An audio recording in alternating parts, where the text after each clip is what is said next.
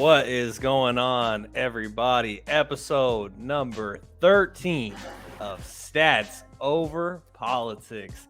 As always, I am Sean Holko, virtually alongside my guys, Javon Toddy, Kevin Dent, Gary Singh will be here very, very soon. He's a working man. He'll be here very soon. How are we doing tonight, gentlemen? Javon, I know you got a parlay that's actively riding right now that you're watching. Parlay pending right now. I got Kings minus 6.5. Oh, easy.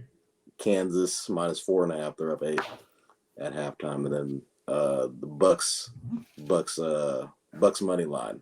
So a lot of moving parts right now. We had a wild weekend. This weekend. A lot of crazy stuff transpired in a very short amount of time, I'd say. Yeah. Well, without a doubt, lots of big news, and as we record here on Monday night at 7 p.m., the Kings game is still actively going on right now in Houston, but the Kings just took a 20-point lead in the fourth quarter, so feeling good about that one for your parlay. How we doing, my brother Kevin? Doing good, man. Super Bowl week, getting ready for it, man. Get to see greatness made. We get to see greatness made. Get to see greatness this week, and LeBron's going to become the undisputed GOAT. There's going to be no more debate. So I'm looking forward to it, man. Got the rookie jersey on. Have to show love to the GOAT, man. How many more points does he need? 36. 36. Yep. Jinx. Kevin, you owe me soda. Who they play? Yeah. So OKC and then Milwaukee, I think. Milwaukee. Yep. And then I thought that LeBron was gonna pass Kareem on Saturday when they're on primetime national TV against the Warriors. Nice. I mean, what I thought it was gonna be. Who knows? Because if he doesn't get 36 tomorrow, then maybe he rests and just sits out Thursday. Because why would he want to do it on a Thursday night against the Thunder? No, it's the Tuesday, Thursday, Saturday. So they got a day off in between for all of them. But calf soreness. Yeah, exactly. Calf soreness. Book him for that. As our guy Gary rolls in. What's up with our guy Gary? How you doing, brother? Oh, what's happening? Okay, I like the jersey, Hey, Kev. I just like the jersey. We were just talking about greatness, Yes, about sir. to be number one. Gary, do you think? Because we were just kind of bullshitting here for the first couple minutes. Do you think that LeBron is going to end up passing Kareem tomorrow, being Tuesday, on Thursday, or maybe on Saturday? Because a couple weeks back, I thought it was going to happen this Saturday against the Warriors. I think it's probably going to be Thursday. They're on TNT. He's like 60 away, right? 69 away? Oh, yeah. 36 now. 36? Oh, no, he's going to get that tomorrow. He could get that tomorrow on TNT. He can get that Is tomorrow. he gonna play? Wouldn't put it. 1,000%. Yeah. And the defense, I wouldn't okay, put so it he's going to be past the easy. Kings. That might be a little turnstile defense right there. Yeah, that's a real good point. So we shall see. But King James, he's about to pass Kareem, so we got to recognize greatness. And Kevin, I'm glad that you're recognizing greatness as well. So loaded show, guys, as we have a lot to talk about, as Javon alluded to, and yeah, Wes, yes, the LeBron jersey, yes, the LeBron jersey, and what's up to Uncle Manny as well. We appreciate you, Uncle Manny. Oh, and our vendor just wants to know, Kevin, can we talk about how Philly is going to choke? Don't worry, our vendor. We are going to get to our Super Bowl preview, as we're going to get into all of that. We're going to give each of our individual predictions for the game, who we think is going to win Super Bowl MVP, all of that good stuff. But since we do have the week in between, I mean, do you guys want to talk about the Pro Bowl at all today? I mean, is it even worth talking about? Man, they were throwing water balloons at each other. I thought it was a little more. I thought it was a little more entertaining than in years past, to be honest. Like it was something different. Yeah, okay, they're not gonna play. There's the no only reason thing I to do saw that. was when Stephon threw an interception to Trayvon and he ran it back. That was the only thing I saw. All I seen was Peyton getting furious at the end of the game that they lost. Like, so he did. I saw Snoop Dogg and 50 jump in a pile. Yeah, and Pete Davidson on the catch contest, Pete Davidson gave a 69 because, of course, that's what Pete Davidson. And then when Laura Rutledge is like, Pete Davidson, why'd you give it so low? He's like, why am I even here? Why am I here? And so he is that'll guy said that. Right, exactly. And so that'll probably be it for our coverage of the Pro Bowl. But I mean, at least in my opinion, I actually watched the whole thing because I didn't really do too much yesterday, and I enjoyed it. It was a nice improvement. But anyways, guys, we got plenty of other things to talk about this week, plenty of more important things. And since we are right in between from the championship Sunday in the conference championships to Super Bowl Sunday, we're going to start things off with the NBA today, gentlemen, as there was a big deal that happened in the NBA and a big deal close to Javon's heart that we're going to get into as Kyrie Irving was traded to the Dallas Mavericks. We're going to get into that. We're going to get into the NBA trade deadline coming up this Thursday, any other deals that we think might go down. We're going to get into the All-Star reserves being revealed in the NBA. Congratulations, Gary. You got the most picks right out of the four of us, so props to you. We're going to get to that. And then we are also going to get to the Kings last week, the Kings last 4 games, as they got 5 minutes left here against Houston, up 120-101. So it looks like they're going to wrap that up and finish off a 2-2 week. Not quite the undefeated week that we all thought it would be, but 2-2 is still a lot better than a losing record. So we're going to get to all that in the NBA. Then we're going to get to the NFL. We got Tom Brady retiring again. And then we're going to get to our Super Bowl preview as well as AJ Green retiring from the NFL. So, gentlemen, let's not waste any more time. Let's get right into it with Kyrie Irving being traded to the Dallas Mavericks from the Brooklyn Nets. So all of this happened in the last week to where when we were recording last Monday, things seemed all right. Kyrie was named an all-star starter. And then we see him request a trade. And it's basically because he wanted to get paid. And the Brooklyn Nets didn't want to pay him without the caveats in his contract, given that everything that has happened in the last couple of years. So, Javon, you are our Kyrie Irving expert, as you are the biggest Kyrie stan that I know. So what are your thoughts on this trade? I mean, you were saying that Luka and Kyrie could be the next Bron and Kyrie. Could you explain that? Well, first off, the trade request came in Friday. So Friday was kind of like, oh my God, Kyrie's not happy. He's going to get traded, blah, blah, blah. Kyrie I didn't think he really had like a list of teams I wanted to go to, but pretty much everybody was speculating that he was going to go to LA, including me. There were some other teams like the Mavs, obviously. Clippers. I don't know if the Suns were in it at all. They were. I heard that they were. Yeah. The Heat were. So that was on Friday, and then Sunday we get the news Kyrie's been traded to the Mavs. So all of this happened like within the weekend, and as Sean already said, it's been a week since all of that even transpired. So when everything happened, it was just kind of like, yeah. So, listen, what's going down? Special guest, wifey. But when Kyrie got traded to the Mavs, I was like, okay, this team can win a championship, and I'll tell you why.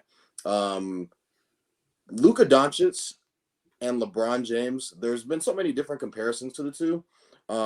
Their usage rate is usually through the roof. Luka needs the ball in his hands usually at the end of each shot clock. Luka is passing the ball because he's dribbling it most of the time, and it usually leads to a shot. I'd say the same thing with LeBron. He usually has the ball a lot in his hands, and LeBron obviously took his team to the finals by himself. Luka Doncic is he got Kyrie, and he's much younger. So Luka's doing all these crazy numbers, 40-point triple doubles. He's averaging close to 35. He took his team to the Western Conference Finals by himself. And the Mavs have always kind of been that team that's kind of been in the middle. It's Luka and everybody else. And Luka's never had to play with anybody with this high caliber talent. Kyrie's a top 10 player in this league. And him getting paired next to Luka Doncic, who people could argue is the best player in the league right now, I think it definitely, you can get to the finals with this team. This team can win a championship. The talent level is that high. Now, I don't know if they'll win a championship because I think they'll be playing the Celtics, and I think the Celtics will win in that series. But this team, if we look at it, the Dallas Mavericks last year, their team compared to this year, you had added a Christian Wood. You obviously added a Kyrie Irving. He has another year under his belt, more playoff experience. So this team is definitely scary in the West. Luka is a very skilled guard. Kyrie Irving, you're adding 35 points, and then you're adding another 27.5 points a game, which is insane. So the talent level is there. What everybody's going to say is Kyrie going to? I don't know if Kyrie's going to be there long term, because you would have think there would have been a sign and trade in place where Kyrie would have signed something. I think he kind of wants to just play this out, see how it goes. It's going to be fun playing with Luka Doncic, Kyrie Irving. You're going to see nights where they're going to go for 90 points between the two of them. And I mean, I think Kyrie just wants to see what it's going to be like in Dallas and kind of feel it out. There's a lot of Lakers fans out there that think, hey, Kyrie's going to be gone regardless off season. And then we kind of heard reports from Mark Stein, Chris Haynes, that his preferred destination was LA. And Joe Tsai, the owner of the Nets, kind of made it his vendetta to kind of like, I'm going to give you the Heisman here and say, you're not going to LA there, buddy. You can go, we'll trade you to the Mavs, we'll trade you to somewhere else, but you're not going to LA. And obviously we saw LeBron tweeting, maybe it's me, man. He was hurt by this. So, but then I also saw some crazy reports that the Lakers didn't make a call. So I don't know what to believe, but all I know they is didn't make a call. Yeah, that he didn't. No, they made a call, bro. That was a fake account for sure. Then they didn't know. I just to clarify what I think Javon's trying to say here is that the Lakers didn't make the call on Sunday. They were already actively in negotiations, but they didn't make the call on Sunday when things really picked up. So like the request was made on Friday, but when things started heating up, the Lakers didn't get in when the getting was good, apparently. And then I also saw the Clippers were like this close to getting Kyrie. So, I mean, a lot of things were transpiring for a guy who's, erratic and he's this and he's that off the court. But this guy's an all-star starter for a reason. He's box office for a reason. He averages 27.5 points a game for a reason, because he's that guy. And I think with this wide open West, anything is possible. So I think this is a huge move for Dallas. And I can't wait to see – I think everybody can't wait to see Dallas play on Wednesday night. That's kind of when everyone's going to be coming back. And I think Luka's going to be coming back on Wednesday as well, because he's been out with injuries. So this is a great move for Dallas. So, Kevin, I want to throw it to you next and Gary, I know that you have a lot to say on this topic as well, but Kevin, I want to throw it to you next because of the apparel that you're wearing, because Javon made the direct comparison saying that Kyrie and Luka could be similar to what Kyrie and LeBron had, but also Kyrie and LeBron also had Kevin Love. No offense to Christian Wood. Christian Wood, to my knowledge, hasn't made an all-star team in his career. So in your opinion, Kevin, do you think this could work like LeBron and Kyrie did, even without that third all-star with them? 100%. Everyone's been saying Luka's the next Bron, and you can see it in the way he's doing. He's a more skilled version of LeBron. Definitely a lot more fine-tuned, a lot less athletic, but yeah, I think it's athletic, it's going to go together like peanut butter and jelly. It's going to just gel, and then they're not done yet. I've seen a lot of stuff of them trying to continue to shop, so they're only got to get better. So I feel like this is really going to be a dynamic duo to argue in the West. I really wanted him to go out East because, the potential matchup with the Kings, but it is what it is now. So I definitely think this is going to be a dynamic duo for the future. So you wanted, as a Kings fan, you wanted him to go to the Lakers just for the rivalry? No, I want him to go to the East. He's to the East. He's to the East. Oh, I'm sorry. I'm sorry. I thought I heard that clip saying you wanted them to go out west. I was going to say, no, I wanted him to stay out of the West. I'm sorry. I'm sorry. I misheard you there. So Gary, something that I saw this weekend is I saw a lot of critics were saying that the Mavs had an opportunity to keep a guy like Jalen Brunson, another all-star, in-house and pay him less. You don't have to trade all the assets that you did. And obviously Jalen Brunson isn't Kyrie, but Jalen Brunson is also a much more reliable player given the last 3-4 years with the track record. I mean, what we saw what Jalen Brunson and Luka look like in the playoffs, though, we kind of seen it. So, I mean, to the Western Conference Finals, though. Kyrie Irving is a Spencer Dinwiddie, is a Jalen Brunson combined, put together times a million. Man. So Jalen Brunson's an all-star guy. He didn't get in, but he was a French all-star. He's potentially in. He's not He ain't Kyrie Kyrie. in his bag. He's not in the bag with Kyrie, but he's been more available than Kyrie. He's been more. I bet you a lot of GMs might want Jalen Brunson more just because of the pure fact off the court stuff. And that's the general question, because I think we can all agree unanimously that Kyrie is overall the better player. But he's a Hall of Famer. Okay, but would you rather have Jalen Brunson, who you know you're going to have night in and night out, versus a Kyrie where is he going to be there in 3 months? I don't know. My answer. So for Dallas, I think this was a pretty good move and pretty good gamble, in my opinion, because realistically, like we said, they lost on the Jalen Brunson situation, but that was really because the timing was wrong. It was on their fault. They had a good deal in place at the beginning of the year, and he didn't take himself. There you go. Yes. He didn't. Shout out to Vaughn getting some money. All right, and then then basically Jalen Brunson basically was a no. He didn't even look at the offer basically at the end of the year because they already, the time already passed for that. So already missed the boat on that. So I think for this right here, especially with them, if Kyrie stays, right, all right, they have a good dynamic duo. But if he leaves, it's going to be still an option. They have a close to a max contract available, even though the pool of free agents this year are not that deep. I don't know, like obviously they can make some stuff happen, but they're not that deep. So it's a good gamble, I think, on their part. For the Nets, like kind of like Vaughn said, Kevin said too, like I feel like obviously they went with the team, the Dallas, because they didn't want to send Kyrie where he wanted to go. Obviously everything's been pointing. He wanted to go back to the Lakers and be in LA and be with Bron again. So obviously they took the gamble on that. So I think it's going to be good for right now. Can they get to a championship? Yes. Can they win the championship? I don't think so, really, like Vaughn said, because a lot of good defensive teams in the East. And realistically, guys, bro, who's playing defense on this team? Come on, those Cavs team with LeBron and Kyrie had a lot of, they're not done. You ain't right. We could be next year Monday talking, Kev, that they added 2 more pieces defensively. Then it's a whole different ball game. But at this moment right now, how the roster's constructed, they can drop 90, like Vaughn said, together. But man, it's going to be tough nights on defense for this team right here. So, and they got a lot of different guys playing different roles now. Like they want now Hardaway to be a more 3-and-D guy. They want a lot of players to play different roles now because everyone's gonna have to take a step back now with Kyrie stepping in. So I think it's gonna work offensively. Defensively, I think it's gonna be tough for them. And then already a defensive team that's already struggling already. So it's gonna be a little tough. That's the only problem I see them having. And realistically, though, I think the LeBron comparisons to Luka, I understand what y'all saying because he gets the same numbers, but like you guys said, like it's a totally kind of different way. Like some aspects are the same in terms of vision and kicking out the ball and finding the right shooters and stuff like that. But you guys know he also goes a lot of ISO heavy inside. Like he got that Dirk Larry Bird. It's not because he's white; he really do got that touch, and he got the little Dirk fadeaway. Got the footwork inside the paint. So he'd be cooking all in the paint. So it's gonna be a little different because Kyrie likes to cook in the paint too. You know what I'm saying? So it's gonna see.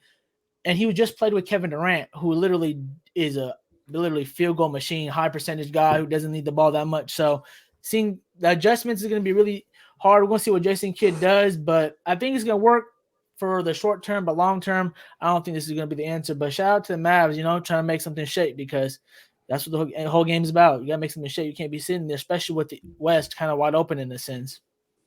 So, Kevin, let's spin it forward then, because you were saying that the Mavs aren't done yet. So, in your opinion, do you guys have anyone off the top of your head who you think would be a good fit here in Dallas? Like realistically, to what they could actually offer. It hurts me to say this, but it got to be Kuz. I think if they go out and get a Kyle Kuzma to add on that wing depth, they lost a lot of wing depth with Dorian Finney-Smith and Dinwiddie. So I think Kuzma would come in there and play a role. His defense has been actually picking up since he's been a Laker, so that's a huge thing for them. Like Gary mentioned, they can score 90, but they have to stop somebody. So I think Kyle Kuzma go in there, then Cam Reddish, man. I think, bro, if they get Cam, bro, man, just a second. Let my man get some run. Y'all been waiting for Cam for years now. Bro, y'all saw what he did when the Eastern Conference Finals against Milwaukee. He went in there and did his thing. So I was listening to Austin Rivers podcast, and he had Ant-Man was on there, and they asked him who's the craziest person you ever played in high school, and his answer was Cam Reddish. He was like, they gave us 50. He gave us 50, bro. Like Cam Reddish, I think at one point in time, I think it was like the number 1 player in high school. So a lot of people have respect for Cam because of what he did in high school and at Duke, but then obviously injuries play a lot into it, and then going to a team where a lot of people don't believe in him. Cam Reddish is somebody that he can be a guy on a team. That's all I'm saying. Yeah, I completely agree. And so now, guys, let's look at the entire NBA trade deadline that's coming up in general. Are there any other big? I mean, there is that other guy who's left in Brooklyn all on his own now, and Kevin Durant. Cam And Reddish or Cam Thomas? My bad. Oh yeah, That's what I thought you Cam- was talking about. And also, speaking about another Cam, I mean, Wes thinks that you and Kevin have been hyping Cam Reddish forever. Javon, any response to that? Forever and ever. Forever and ever, man. He needs a chance to play. He hasn't gotten a chance man. to Early in the play season anywhere. when he was getting some run, he was killing, man. He got to get a chance, and they're selling him for a second. People got plenty of seconds. Because I don't think he's really defensively. Hasn't got it clicked yet. You could tell defense hasn't clicked. So in this league, if you already lost on defense, it's, you know what I'm saying, the coaches are already going to be taking you out. You don't know how much you could do on offense, even though it's an offensive league, but you still can't be looking lost on that. I feel like a lot of people are seeing him lost. That's why, you know what I'm saying. So he's better than Miles McBridge, and he plays over Cam, which is ridiculous. Hoopers know that Cam Reddish can go. He can go, man. Yes. It's the real Hoopers who know. And so Cam Reddish, he will continue to be hyped. # give Cam a chance. And another guy, I mean, Javon, you joked about this guy, Cam Thomas. He is a bad man, as Wes said. We about to see. Watch. He just had 40 again tonight. We about 44 points the other night, 47 tonight. We about to see. Man, that guy out of LSU. No, right. Okay, and so our guy James, what's up with James as he greets us in the YouTube comments? But James also has another comment where he says KD to sack. I mean, we've all seen the Photoshop going around, but like, hey, y'all seen the trade? I was looking for trades the other day. I was sitting in my bed just cooking up KD trades. What gets that deal?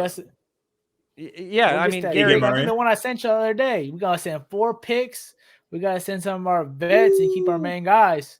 And it's gonna take. I don't know. It's gonna have hands to take down. one of our hands down. It's going. Keegan and Davion are out of there. Yep, it's going to take that. I don't know. That's the risk. I don't know. I think if Monty McNair, that's going to be a good. I mean, you still have Fox, Sabonis, and KD, and you still have Monk, Herter. You still have a lot of guys who are still around that team. So 3 picks and Keegan Murray is what you guys were saying? Gets the deal there? 3 picks, Keegan Murray and Mitchell, and probably even HB maybe. In terms of money wise to get it going. So it's a lot to big. We're gutting it. Yeah, I don't know if I want to do that just in the middle of the season now, but because we're still in the mode of our culture mode. And if we were to if you were a team like the Suns who kind of already built like some type of equity in the last couple of years, I would say that's a good gamble. But for us, I don't know if we just throw like a wrench in the cooker already. It's already doing so solid right now, already on the up towards. So I don't know. KD but I do feel like this year too. Yeah, man. If Keegan wasn't balling, I'd be down. But he's at 30. But KD's a bad man. If I'm a lot of teams, he's gonna be a bad man for 3-4 more seasons. So what do you think KD's gonna go? Y'all think KD's gonna stay this year, or y'all gonna request trade in a couple of days? I think KD is stuck in purgatory. That is Brooklyn, and him and Cam Thomas are gonna be putting up 80 points combined together per night. Well, you don't know. They might get to pull off a trade, flip Dinwiddie and Dorian. Hey, I got a Cam Thomas stat for y'all real quick. Go ahead. Nets guard joins LeBron as the youngest player in NBA history to have a record back-to-back 40-plus point games. Cam Thomas. Thomas is a bad man.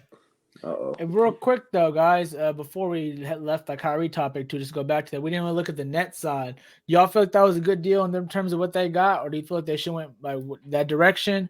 And realistically, I was really thinking like, all right, everyone's running what KD's gonna do, obviously like that. You request a trade and stuff like that, trying to say he's gonna stay for the year. But realistically, I don't know. It's been going under the radar, but I don't hear no one talking about it. But Ben Simmons, bro, come on, brother, what's happening? Are you gonna? Is it still mental? I'm just wondering the game. Like, Itchy, I'm finding your spot. Like, Kyrie's gone now. You would think, like, are we switching you back to point guard? Are you staying at center? Like, what are we doing here? Like, are we getting rid of you? Scary. What are we doing here? Like, oh, he was a quote-unquote prince to LeBron. I feel that's disrespectful not to even bring up.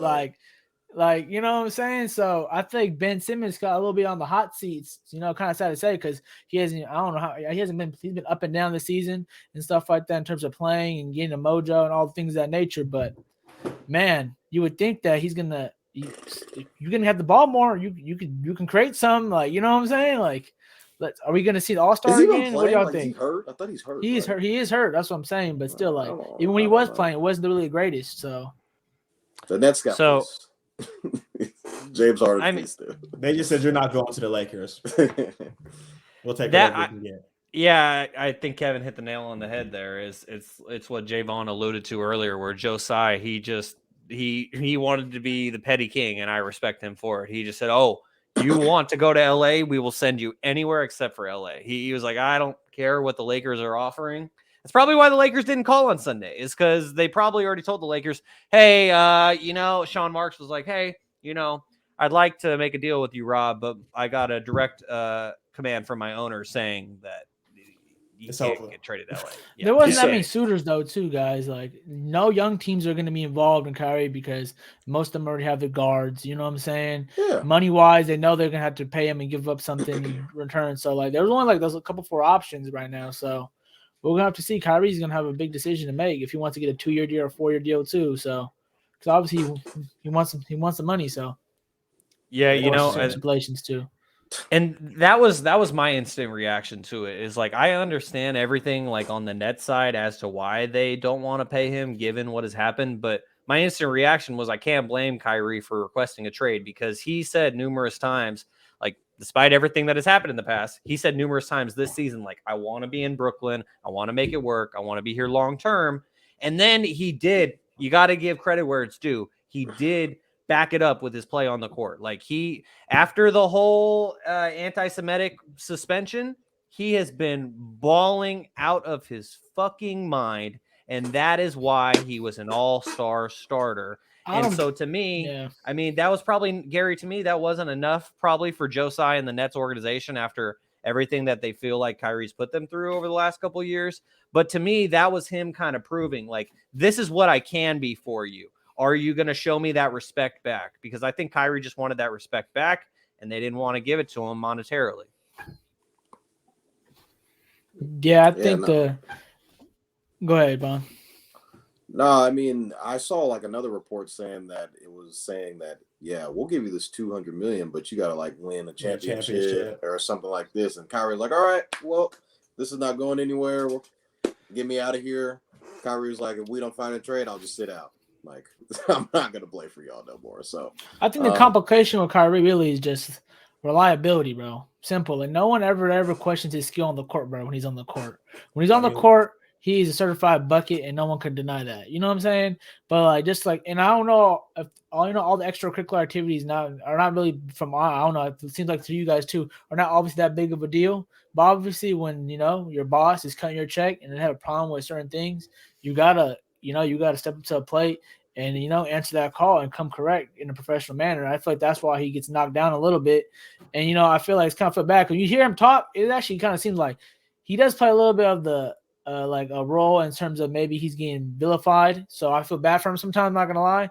But all of a sudden you see his like things like, I don't know if y'all seen, I think we sent in our group chat the clips you seen him like, which obviously you get caught in the moment, but all those times you say, I'm gonna stay here, I'm gonna stay. It's like, bro, you don't gotta go, especially the Celtics one. That's like the worst one. It's like, bro, no one asked you to go up there and grab the mic and walk up to the middle and say, I'm gonna stay. They literally asked him, do you want to put a banner up? He was like, yeah, obviously I want to put a banner up. Like, you know what I'm saying? So you got caught in the moment, which is bad. So they're gonna look at you, whatever you say, they're gonna dissect it in every which way, like we're doing right now. But it's like, if he just came, like, showed up every game we're supposed to. If you're injured, no problem. But if you show up when you're supposed to show up and be the box office player you are, I think there's no reason why he shouldn't get the bag. You know what I'm saying? There's no reason why he shouldn't be paid. No reason why he shouldn't be an all NBA player, NBA All-Star. So I think it's time to prove it in a winning column now. All right, fair enough. where Guys, are the Mavs ranked at in the West right now? Are they like 6th? I think they were 5th. When they traded for him. They're 6th right now. So now they're 6th. So they finish. Do they finish with home court? Probably top 4 seed. As of right now, the Sacramento Kings would play none other the Dallas Mavericks. Who they play twice this upcoming weekend. Should have went out east, man. All right. Yeah, but we gotta play the Kyrie and Luka Mavs. That's crazy, bro. twice this week. So that's the thing too when it comes to the schedule is because like the Kings could have already finished all of their games against the Mavs this season. Instead, they haven't played the Mavs once, and now they have 3 games coming up. They got these 2 coming up this weekend, and then they got like game 80 or something like that. They play in Dallas. Yeah, in Dallas. No, I'm saying these 2 games are in Dallas too. No. The games this weekend are in SAC. It's Friday and Saturday in SAC.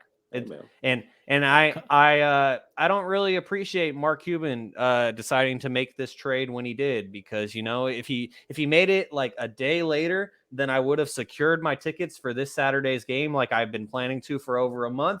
Instead, those tickets decided to double in price, and now I'm questioning if I'm going to go at all. You know what's crazy? I think Soap's dad got us Christmas tickets, like Kings tickets, just random tickets. No way. I think they're Mavs tickets. I'm not even gonna I'll have to check. But I remember he was like, yeah, like I got you guys King tickets in February. It's like he didn't say when in February though, so that's why there's only 3 games, bro. It's 2 out of 3 games are going to be Dallas. So, bro, it might be Dallas. I think the other game is the what do you call it? The Blazers, I'm pretty sure. But real quick question, I was going to throw to Kev. What team do you guys got? You guys think in the NBA you can maybe choose one East or one West that needs to make a move, like the most pressure to make a move, like they're right on the hump? And what team do you guys think? Whoever wants to go. I think the Bucks got to make a move. With Chris Middleton kind of being shaky coming back, Drew Holiday can only do so much. We saw last year, it's a lot to go out there and defend the best guy and then have to contribute on the offensive end. So if they were able to get another guy, I think that would help. All-star Drew Holiday. Put some respect on that. We're going to talk about that later. What about you, Vaughn? Any team you got more pressure on? I'd say it has to be the Lakers. I mean, this team is sitting 10th right now in the West, and LeBron and AD, AD's been looking like AD. We never questioned, kind of sort of similar to Kyrie, but as Charles Barkley refers to him, street clothes. He's not on the court as much, but when he's on the court, he's usually a force to be reckoned with. And a lot of people are arguing for him to be an all-star. But obviously his injuries kind of derailed him. I thought if he was on the court a little bit more, he probably would have been named an all-star. But I think the Lakers are kind of just in limbo now because they didn't get Kyrie, and that would have been their splash trade deadline pick, kind of. So now it's kind of like, all right, what do we do now? Do we go after LaVine? Do we go after OG Anunoby, who everybody is kind of just super high on, and everybody thinks they're going to get OG Anunoby? I don't know. I mean, do they go? I mean, the only 2 guys I really heard was Kyrie and DeRozan. I heard DeRozan, but then I heard that the Bulls don't want to trade LaVine. So now it's kind of like, what are the Lakers going to do? What is Rob Pelinka going to do? The Wizards knock on Bill's door again? I don't know. You could, but he's a max guy, $252 million. That's a lot of money. I think the Lakers have enough money for it, but they gave up Westbrook, work. But I was gonna say my team. I was gonna pick on I was actually gonna point at the Chicago Bulls. I'm like, they're kind of in the middle, in limbo, or maybe even the Raptors. Those 2 teams right there. I'm like, all right, you guys have a lot of assets in your team that if you guys are not gonna make a push to go over the hump and try to get over the hump, you might as well just explode the whole team up. They can get a lot of assets from their team if they break both of those teams down, especially the Raptors and stuff like that. Gary Trent Jr. And obviously with the Bulls, like we've been saying, DeRozan and stuff like Vucevic and stuff like that, Alex Caruso. So I know last year they had a pretty good year, but they haven't got together this year. So I don't know if they're ready to give up just yet or make that move. But I think those 2 teams in the East have a lot of pressure. And then on the West, I was thinking it's Phoenix Suns. Is this window looking like it's closing already? Like, Chris Paul's about to go down. Exactly, Suns. My uncle already said he's with the. Exactly, is it shut? That's what I'm saying. Book's been injured. He's playing MVP at the beginning of the year, All-Star level in the beginning of the year. Chris Paul's been done, and all those guys that had like Cam Johnson, all those guys that have on their bench that was really Miles Bridges and stuff like that. They were getting really good. Had high potential in the beginning of the year, so I think they're going to have to make something shake really. Book's and the last team is tomorrow, I think. Yeah, I think the last team I got is Memphis. If y'all want to be y'all want to be the top dogs, y'all want to create. They're number 2. They're number 2. But like, if they really want to create that, if they want to create that separation from that team they lost to last year in the Warriors, which I'm not was still not I know it's close. They say throughout the, but I still think the Warriors are the team to beat if they get everything. I know they're not as good defensively, and they're kind of missing a couple of vet guys on the bench, but I still feel like with all experience and snipers involved, you still got Curry in the system right there. So I feel like if Memphis, I think it's going to be them. They should make a move to really solidify themselves to have no problems. OG to Memphis. Heard it here first. And they got a lot of good. They're like kind of like the Kings in a sense. Obviously, like you're behind them in a quote unquote in terms of playoffs. I think the Kings are better than Memphis, to be honest. Oh, I feel like I don't think anyone's really worried. We're gonna get the Kings. We need some dog. We need some bets, y'all. I get Memphis is like the number 2 team in the West, but like I don't think anyone's really afraid of it. Like, okay, so let's just put it right here. Memphis going up against, they would play their 7th right now. Who's 7th right now? Would it be the Warriors? It would be the Timberwolves right now. The Timberwolves almost beat them last year. Exactly. And that was without Rudy. Rudy Gobert. Like, come on, man. Like, if you just look at I think y'all could beat them. I think the Nuggets are better. Clippers, I think they're better. Mavs are better now. I mean, okay, so who should the Grizzlies go after then? I don't know. I mean, Kev said OG. I mean, that's another guy, but I mean, I don't know. I just think this Memphis team is kind of barking a little bit too early. Like they're kind of Jay Crowder, maybe. That's what. Yeah, I was about to say Jay Crowder. They do got Danny Green coming off now. It's not gonna make them any better. They need like a splash. I guess the splash would be OG, but I mean, are they that much better?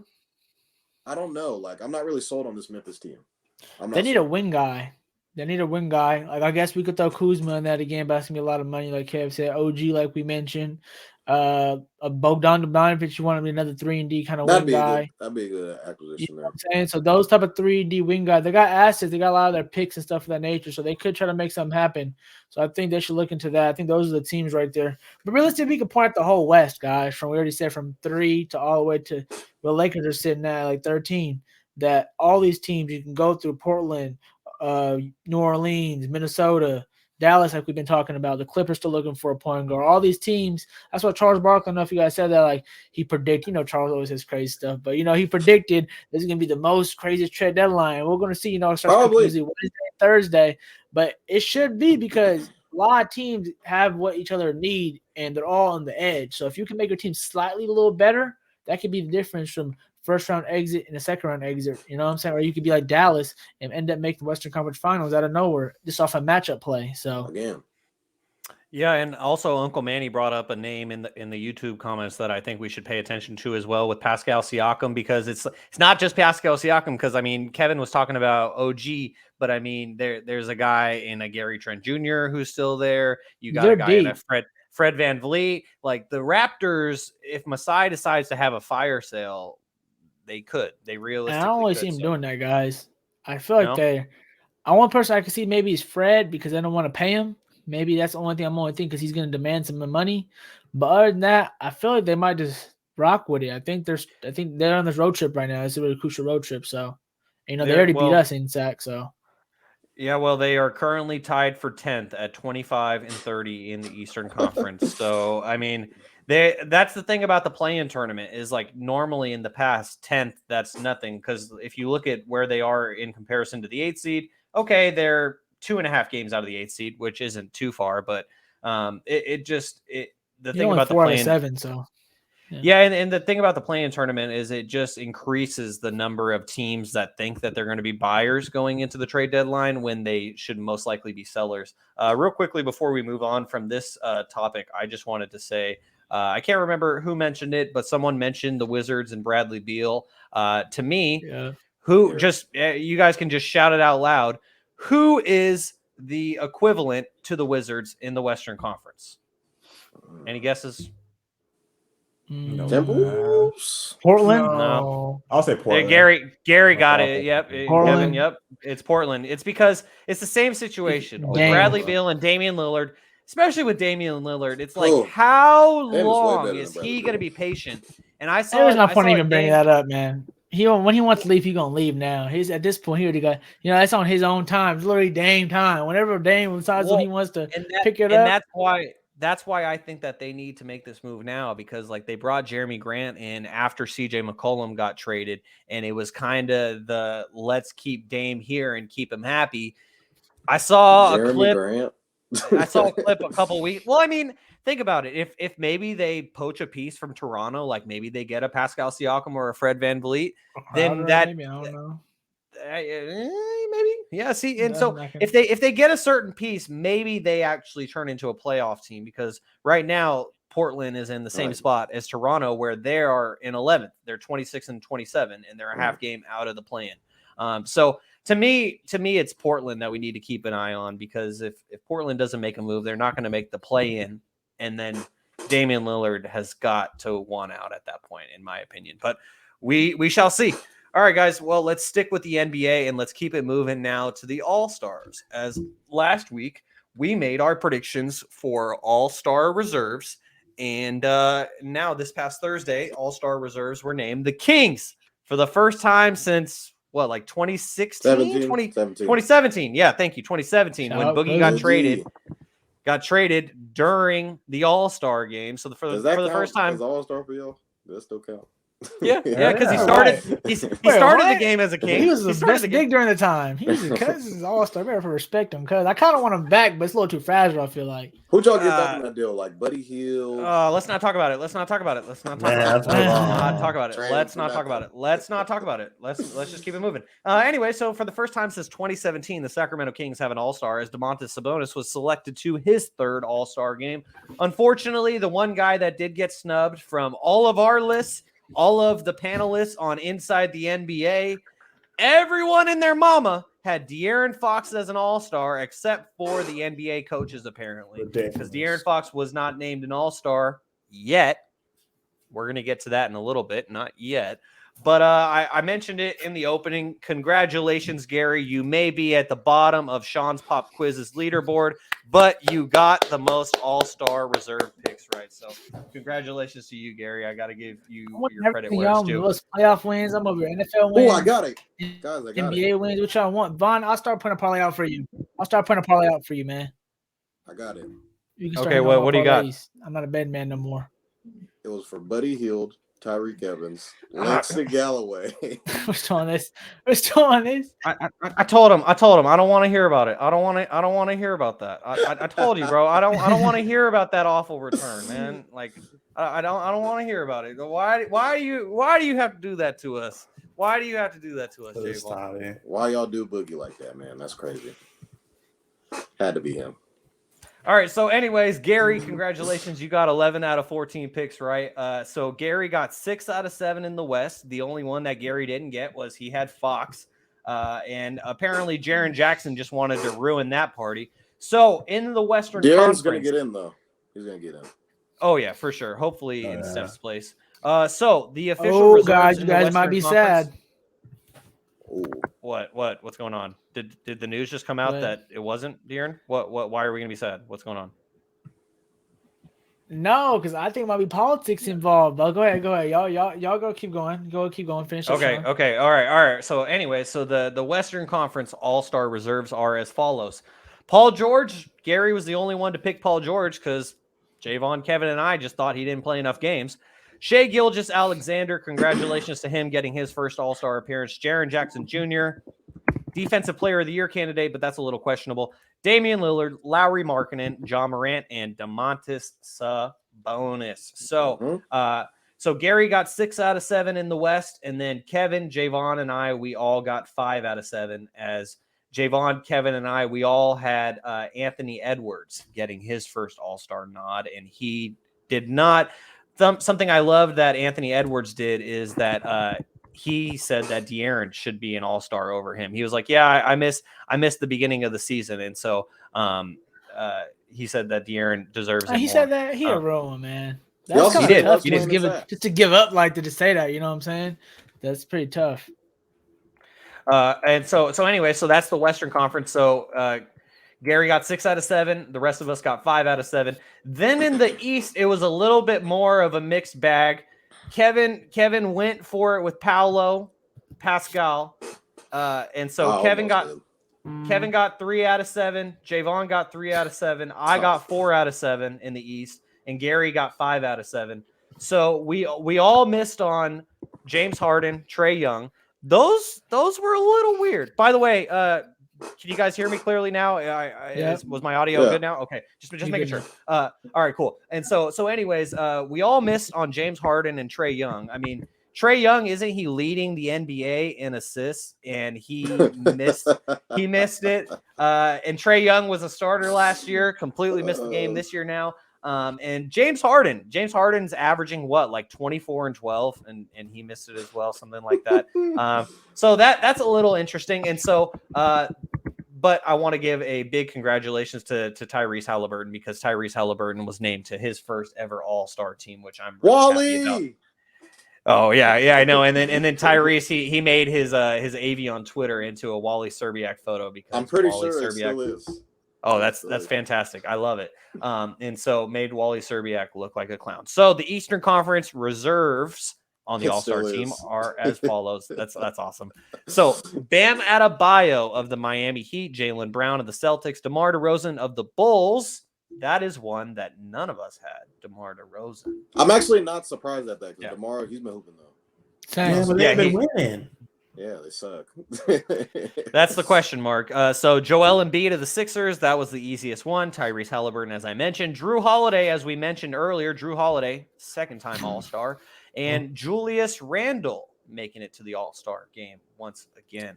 So the outliers on the picks were, I mean, we all missed on Harden and Trae, but the mixed bag was I missed on Jalen Brunson. Javon, you missed on Kuzma. Actually, I'm sorry, Javon. I'm actually sorry. Javon, that's looking back at that does not sound good. I missed on Kuzma. He's averaging 21 this year. In the All-Star game, we were talking about trading him for a bag of peanuts. Basically, I was trading him for. Javon, I actually wanted to apologize to you, because I marked that you had 3 out of 7 in the East. It was actually 4 out of 7, because Bam did make the All-Star team. So I apologize for I put Bam in last minute too. Remember that scratch? Yeah, you did. Yeah, you did. Yeah, you got. What can I say? Y'all I was thinking like the coaches, y'all. What can I say? Thinking like the coaches. So we missed on Jalen Brunson, Kyle Kuzma. That's a little extra questionable there.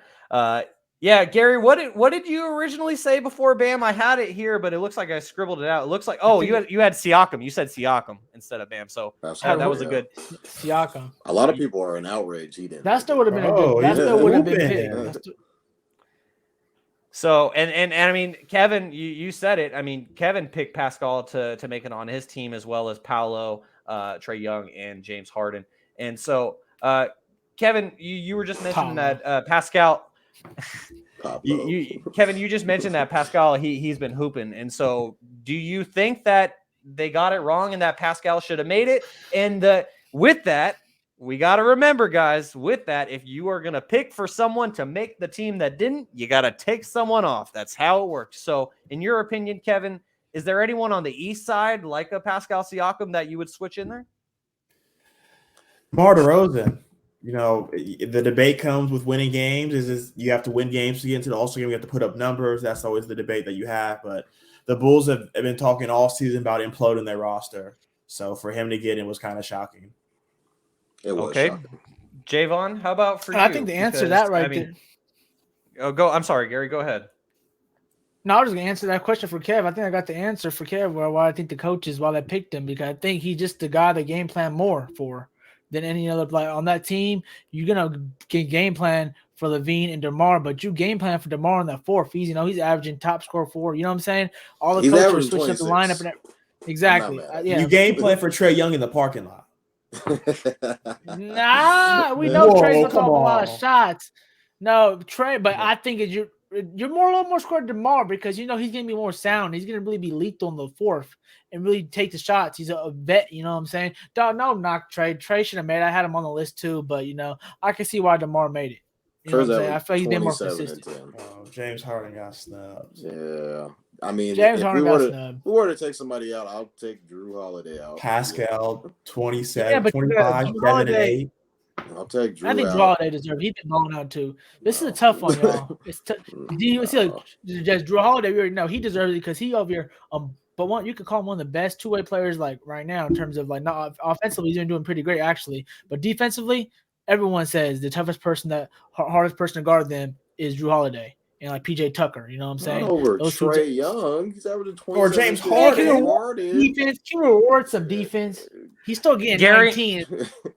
Gary, let me help you out with this one as well, because I agree with you as well, and I want to make this point because Drew Holiday, like he for years has been called one of the most underrated players in the NBA, and it's because he is it's because he's a guy who has played at an all-star level for years, but he's kind of been in that same boat of a Mike Conley or even a De'Aaron Fox as of late, to where like he's right on that cusp, but never has broken in. And yeah, like you said, Gary, he was in the West in New Orleans for a long time. And so I think I didn't have Drew Holiday on my all-star team. None of us did. But are you guys fine with it? I am fine with it. It doesn't seem like Kevin and Javon. Kev's not fine with it. He don't see. Okay, so definitely not. Okay, Kevin. So let me make my case, and then I want to get your rebuttal on this, because I didn't pick Drew Holiday in my original team, obviously. But when he was named, I thought about it, and I was like, you know what? That makes a lot of sense, because think about it. Chris Middleton has been out for pretty much a majority of this entire season. He just came back. He's trying to ramp back up, and he's not even playing full games. Like he's playing 10, 15, 20 minutes, and now that he is back. So it's basically still the Drew Holiday and Giannis Antetokounmpo show, and they have led the Bucks to the third best record in the NBA. They are second in the East, 1.5 games behind your Celtics, Javon, and you're laughing a lot. But to me, that's impressive, because if Drew Holiday is not on that team, even with Giannis, and I know Giannis is amazing, he is the best player in the NBA. But to me, if Drew Holiday is not on that team this year, the Bucks are somewhere in the 4 to 6 range rather than being second in the Eastern Conference, in my opinion. The reason why they're third in the East or second in the East is because of Giannis Antetokounmpo. That is the reason why. It's not because of Giannis. I like how Sean is slick. He tried to do some slick shit. He threw that in. Drew plays a big component, bro. Sean ain't wrong. He plays a big component. Giannis and Drew. I saw what he did there. Y'all act like you didn't see Giannis just drop 50 last week on the Clippers in prime time. So, I mean, hey, man, Drew Holiday, very underrated player.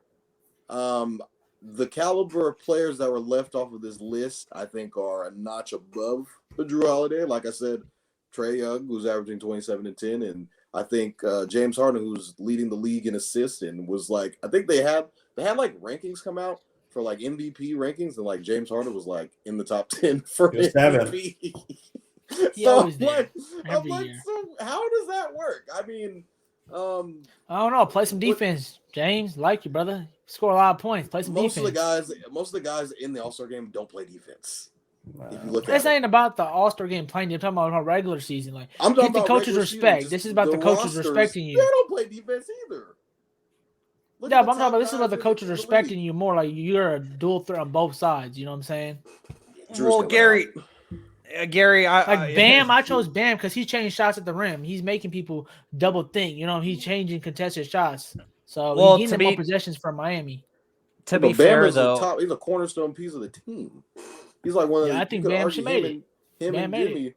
Him and Jimmy are like the guys that make him run. Yeah.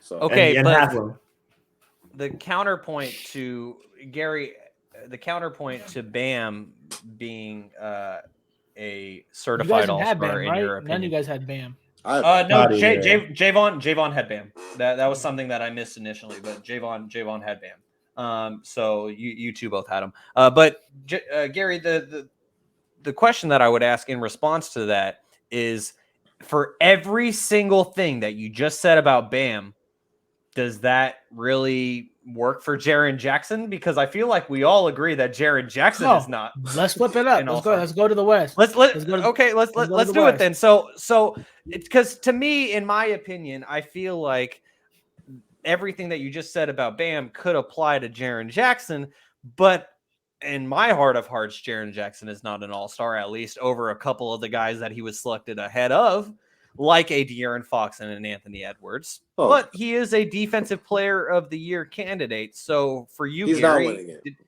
did Jaren Jackson Jr. deserve it? He's not going to win. Then So the numbers not. are a little slightly different. Okay, so I'm not really okay. Obviously, Fox should have made the game. Everyone knows that we don't gotta discuss that. We're a Sacramento Kings pod. We're not even being homers on that. Like Sean mentioned, there's so many polls, so many people. They're over here probably trying to figure out how the coaches would probably. They're always not in a room together, but it's like, how did they miss this one? You know what I'm saying? And obviously, as Kings fans, we know we got 2 All-Stars. We know we got a clutch player in the 4th who deserves to be on the team. Simple as that. And hopefully he does get on the team. And I just wanted to go to politics earlier before, because don't forget, y'all, the 2 people that might get in on this ballot are going to probably against Fox. We're going to be Ant, like Sean mentioned. That's actually pretty good in here that he can say that. So that's cool that he's giving the nod to Fox. So that might play in a role in Adam Silver's heart, where he's going to be choosing the All-Star selection. And the one guy who hasn't made a team, who's been knocking on the door, and they're on the 10-game losing streak, but he's the only guy who's been consistent, is Mr. CJ McCollum. Oh, and God. I wouldn't be. He's already going to be there because he is the head of NBA players, head of NBA Players Association. He's the head of NBA. Now, I'm not saying he deserves to be over. I don't think he deserves to be over Fox, though. I'm not saying that, but I'm saying politic-wise, don't be surprised. I'm giving you guys a little eyebrow warning here that don't be surprised when Twitter blows up that CJ made it because Adam Silver chose him over Fox because he's going to already be there at the All-Star game in every such way. You know what I'm saying? So I'm not saying that should happen. I think Fox should obviously make it. I want Fox to make it. He deserves to make it. But I can see a little politics playing and a little bit of heartstrings getting pulled for CJ. And obviously Ant, he deserves to make it too. But obviously I think that happens. Now for the Jaren Jackson part, all right.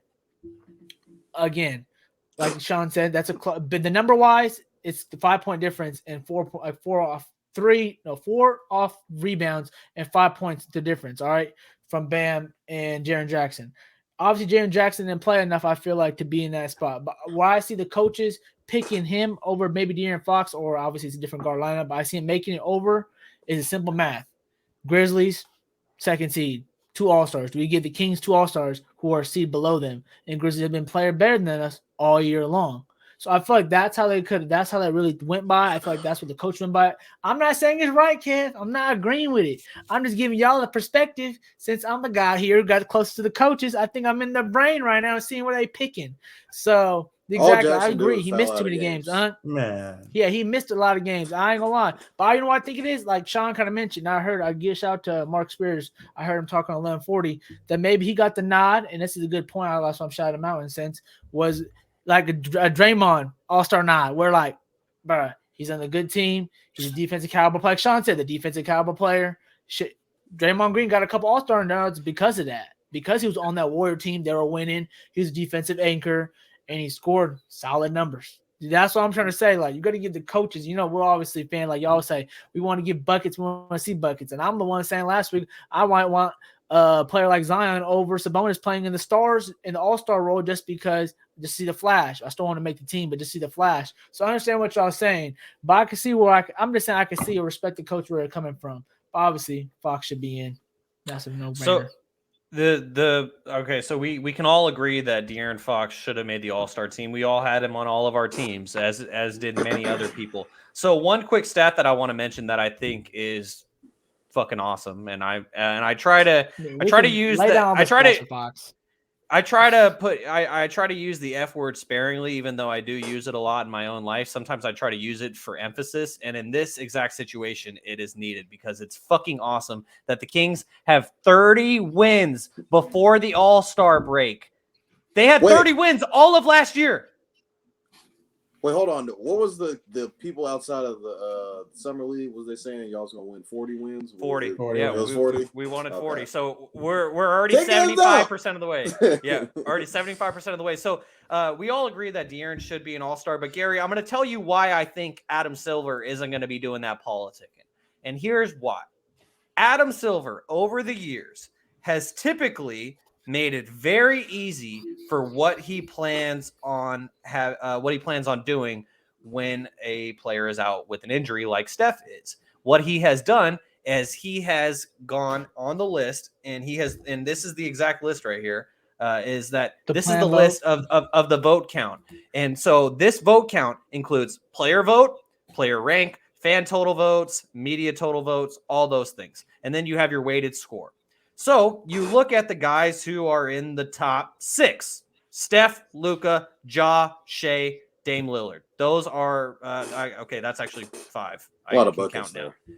So yeah, and so those guys were all named to the All-Star team. Who is number 6 on that list of guards in the West? De'Aaron Fox. Uh-oh. So to me, De'Aaron Fox is the point blank easy decision because as you guys can see right there, he is number 6 right under all of the guys that have already been selected as All-Stars. So to me, point blank period, it's De'Aaron Fox. Easy decision, Adam Silver. Name it now. Let's move on with our lives. Let's do it. And yeah, Wes, yeah, 30 wins. We celebrate that before the All-Star break. Wait, I'm who's gonna West's team? celebrate. Who's We that celebrate from? every Timberwolves. brick by brick. Timberwolves. He's a Minnesota guy. Timberwolves. He's a Minnesota guy in and out. The Timberwolves, who gave up everything they did For a guy who will not be playing the fourth quarter of the playoffs. Because Because they he's smacked you, y'all Gary. last week. Y'all can't be talking. because he's going to be cooked on pick and roll. Man, I can't. got Rudy off on Gobert is y'all one of the last only week. players I cannot remember, y'all. That playoff series versus the Clippers in the fourth quarter of a game 7 when they just kept putting him in every pick and roll and he was lost. Oh my God! Shout out to him though. He's a good. He's a good player. Defensive player of the year. Yeah, he sure is. You just can't.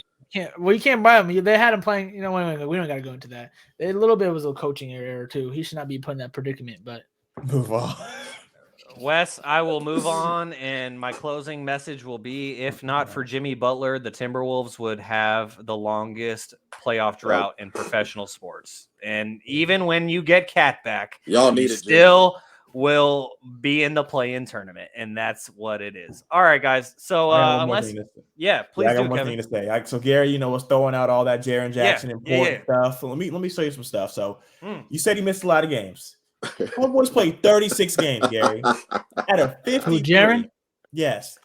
He's played 945 minutes. De'Aaron Fox has played 1,584. Yes, sir. no, Fox doesn't make it over. Gary, I'm talking about the coaches. I'm going to give you a real life example. If you miss 3 out of 4 weeks of work, are you going to go for Employee of the Month? Nope, you're right. No. But we can take all the players for that. No, I'm just saying. Let's Yeah, take like out Zion. like Let's take Paul out George. Ty. Yeah, let's take out Zion. Hey, That's man, the I don't thing. know. Me and Hey, the That's coaches the are a thing lot of the with same All-Star, level here. When it comes to All-Stars KD? and picking All-Stars, there's no real criteria because you All have right, the though. guys that average 28, 27, but they'll miss half of the games and still get an All-Star, and you have the guys that are winning top seeds, but they still have the numbers, but their team is really good, so they'll get in over guys. So it's always you never really know what the This is a criteria is. mix. So there's always like that guy, like I said, Drew Holiday, but his team is like top 2 in the East, but his numbers are down versus a guy like a Trae Young who's averaging a 27 and 10 double. His team isn't as good as the Bucks, so they gave the nod to such and such. But when it comes to Zion, at one point in time, Zion was best player in the league, averaging this, that, and the third. The team was top. They were When We talking about was them- he the best player in the league? What? He was playing When like did the that best happen? player Did in I the miss league. that? The number one team. I'm in on here for the West. Duke talk. They But were I don't number- know about the best. I they were don't number mean one the best team. player in the league. They were number one team in the West. Is what I'm trying to say. He was So, playing great, He all-star was level. playing great, and then obviously Get the notepad Zion gets hurt. Yeah, get the notepad out, Sean. Zion gets hurt, and then they obviously tank, but Zion still gets the All-Star nod. So what I'm trying to say is, there's never really real criteria on what determines an All-Star. We can fix this, y'all. or That might is be it- bad. Or is it your team is winning and you're playing above average? Yeah, There you play go. a I'll good fix the amount of all-star games. for y'all. Yeah. I got a resolution to fix the all-star whole voting thing if you want to fix something like this. All right. We can put, like I've seen this floating around already a few times. We can bring it to our pad. all right, let's say that if you make, I think this is going to a lot of voting. You have to play a certain percentage of the games to be, and that includes injury and everything, resting everything. You got to play a certain amount of games to make an all-star team. You got to play like 70% of the game, 80%. Just like to be an MVP conversation, 70%, 80%. To be an NBA All-Stars, NBA All-Selection team, whatever. You know what I'm saying? All NBA team, I meant. You know, if you put a certain percentage, that's going to put a little hesitation on some players or anything like that, because that's going to affect, that does affect money when some, I don't know about the all NBA one, because that does affect a little bit of money, but all-star, I don't think a lot of players have a lot in their contract. So I think that's the only one that I would say, like, okay, only problem with that is, guys, if we do that, we playing a lot of players that are playing majority of the year, we'll give them credit for playing out of the year. They got the numbers. we might miss a lot of stars. We might miss a lot of stars, though. And I don't want to start seeing our NBA All-Star game, which is looking pretty nice. It's getting better and better every year, to the NFL All-Star game. Well, we're starting to have Derek Carr type players playing. We got backups playing, and put some respect on Tyler Huntley's name. I don't get Tyler fucking Huntley. Exactly. And I know y'all would be mad if we have NBA players like that playing on the team. KCP and All-Star, and no disrespect, exactly. Bumps like Christian McCaffrey were there, Fred Warner. Enjoying the sun, getting a good tan. Niners who? Where they at? Hey, you know what? Man, they what you we ain't get. talking about Niners, Kev. We ain't talking about Niners today. They're making the Niners thing. Ain't nothing to talk about. Look at Sean. He's lying on the talk. I'm sorry, Gary. Did you want me to open this can of worms and let me tell you about how Kyle Juszczyk? Let me tell you how Kyle Juszczyk was the Pro Bowl MVP. That's right, Sean. You tell my God. I mean, hey, man, I just tried to spare him from it, but he wanted me to open this can of worms. Let me tell you all about how my Niners performed in that Pro Bowl. George Kittle, so great. George Kittle was. And George Kittle was scoring touchdowns. Flag football like I played in elementary school. It's so great. Hey man, you asked for it. You asked for it. But all of a sudden, y'all don't want that though, right? Like, okay, what do y'all think about the idea? The percentages? You think it's a good or bad? Oh, I love it. I love it. You have to play. It's like the employee of the month, bro. You're not gonna get it if you don't go to work. Yeah, you got to go to work. I ain't gonna lie, but I'm just saying, like, it's tough though, because look, that might open the door for people making all-star teams and getting all NBA nods who don't deserve it. And one thing I like about the NBA, when you look back and, you get introduced to a podium, you get introduced as a player anywhere, as people like Sean, us hosting, you list off all the accolades, right? And I'm not trying to name players, but certain players, let's say, no disrespect to Jaren Jackson, he's a great player, but let's say Jaren Jackson Jr., and he averaged the same numbers his whole career, 10-time All-Star. Because he played a lot of games. I'm saying, you don't want to give players that much nods. Like, like Tyler Huntley in the situation. Like, I got two All-Star games, guys. Or, like, come on now. And so that's the only reason I'm a little bit iffy on that. So maybe if they can switch that up for maybe, I don't know, they're going to have to find one more little complication, maybe stop that next problem that I'm already foreseeing. So. Well, Gary, I love that suggestion, as does Uncle Manny as well, because he says that may stop the load management. Hates the load management. He owed you with that one. He hates load management. I agree, because, man, as a kid, Gary, I know all you guys, we're not rich here. If you ever bought a ticket and the best player wasn't playing, I know y'all were heartbroken just like me. So, of course, and I think the only way, Gary, that realistically would stick, number one, it has to be changed in the first place, which I don't know if they would do that, because they want to try to have as much star power as possible in that all-star game. And when you do put caveats on it like that, then you might lead into something like the NFL has with the Pro Bowl, where the Pro Bowl is a different situation, but they may water down the talent pool by putting those caveats there, even though we all agree that, as Kings fans, and I'll get back to you, but like as Kings fans, like we all would love to see it, because like for years, everyone has been saying De'Aaron needs to do this, this, and this, and he finally did it this year, and now they're saying it's not enough. And so we would all love it, but it may water it down. The point that I wanted to make, as I'm kind of rambling here, is just the fact that we see at the end of the season that all NBA teams really matter, because now they have it in their contracts where they get incentives. Oh, you make an all NBA team, you get $2 million bonus at the end of the season. And so the only way that I think players would really care about all-star nods is if it got tied into their contracts, like incentive-based, like those all NBA teams. Other than that, it'll probably just come down to pride and being able to say when you retire, oh, I was a 10-time All-Star. Yeah, I was just going to mention, I don't know if this will work too. Maybe this can fix the issue or whatever in case when we look down in history. But I would hope they do this in the NFL. I don't know if it's disrespect or not, but I think they should do it. Like Tyler Huntley, okay, you made an all-star game, right? It should be all-star. All-star. No, he's yeah, I'm just giving an example. Sorry, Tyler, you keep coming to my brain, but you're like the most significant one right here. But I'm just saying, like, exactly. I'm sorry, not sorry. But I'm just saying for him, they should put like, okay, you on your resume, it says all-star, but it should be all-star fill-in. Something where we can defer. All right, bro, you didn't make the first team, bro. It's okay. You came in, though. You respect. You made the all-star team. That's respect. But still, you still had a, like, let's say, we're all, let's say Fox. Let's say Fox makes right. He'll be an all-star fill-in. There's not disrespect, but he would because there was a player No, injured. that's disrespect. I don't want to hear that. Gary's out here giving out asterisks. So are we gonna retroactively put an asterisk on all the guys who made it in as injury replacements in the past? That's what we would have to do. There's been a lot of those too. A lot of them. There's been a lot. So that's the problem with you the know- NBA is actually the guy next in line actually deserves it too. You know what I'm saying? The football one is actually like, nah, the next guy actually doesn't feel like he didn't really deserve it. You know what I'm saying? That's what I think maybe the differential is. now Gary let me about to tell go you viral about on the TikTok. right. I know. If y'all start clipping the wrong thing. Gary's going viral, bro. So before we move on to the Sacramento Kings, I just wanted everyone to remember that on episode 7, December 13th, 2022, Javon said Pelicans will finish number 1 in the West. That is all. Notepad.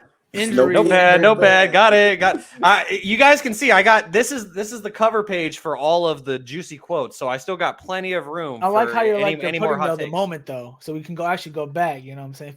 Hear the full thing.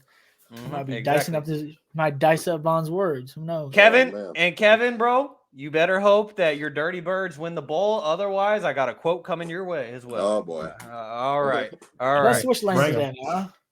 All right. So I mean, because Kevin had it ready to go, locked and loaded, like he was coming after me and Javon last week. So if the Eagles lose, I got to dish it back. But that's an if. All right, guys. So now last segment here in the NBA, and we're going to get to this one real quickly, as we were all very optimistic. I was optimistic for the first time in my life when it came to the Sacramento Kings.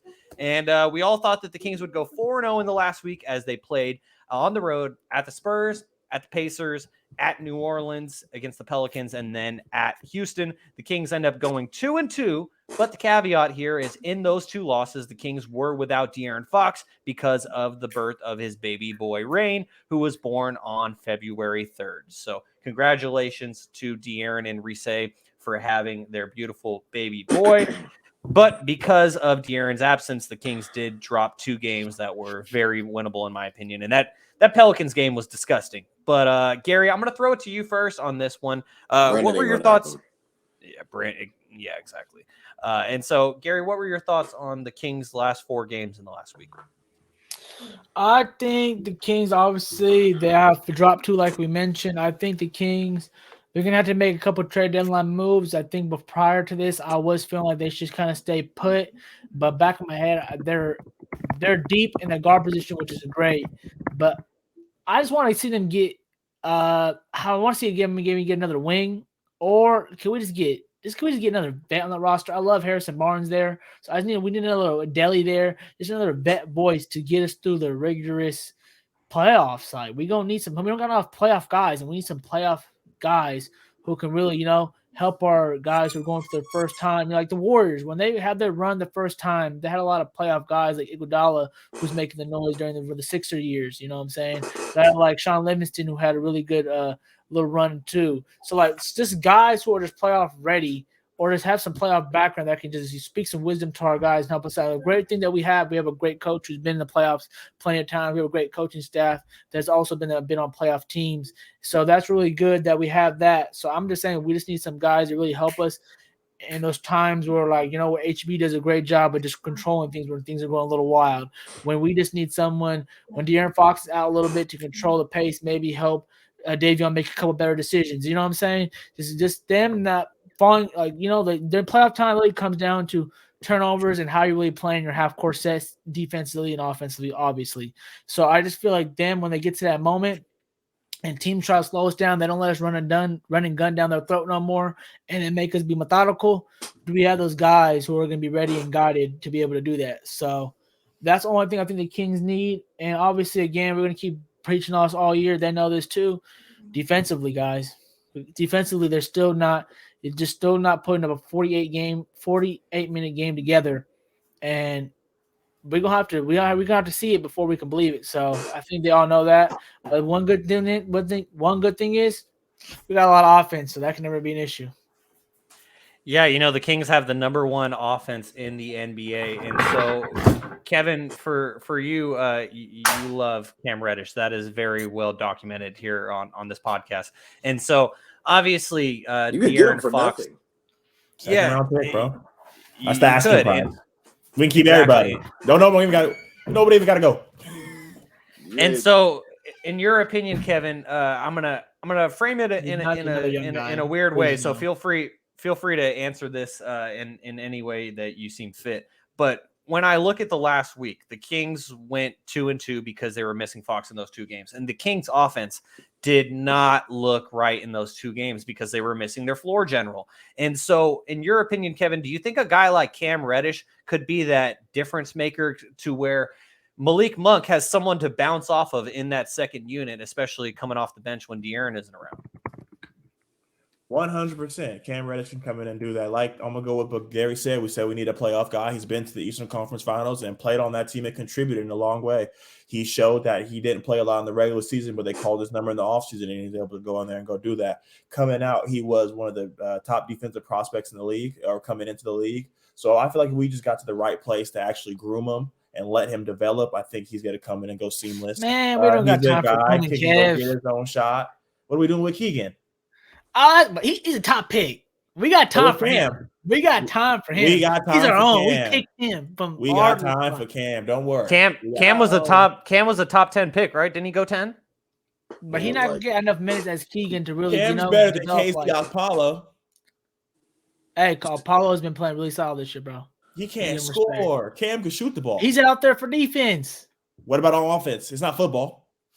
But you need some defense, y'all. We ain't been watching these defense. games. We ain't been scoring, bro. Cam could We play can score defense, anybody. We gonna have to play defense sometime. So why he ain't getting no minutes, Kev?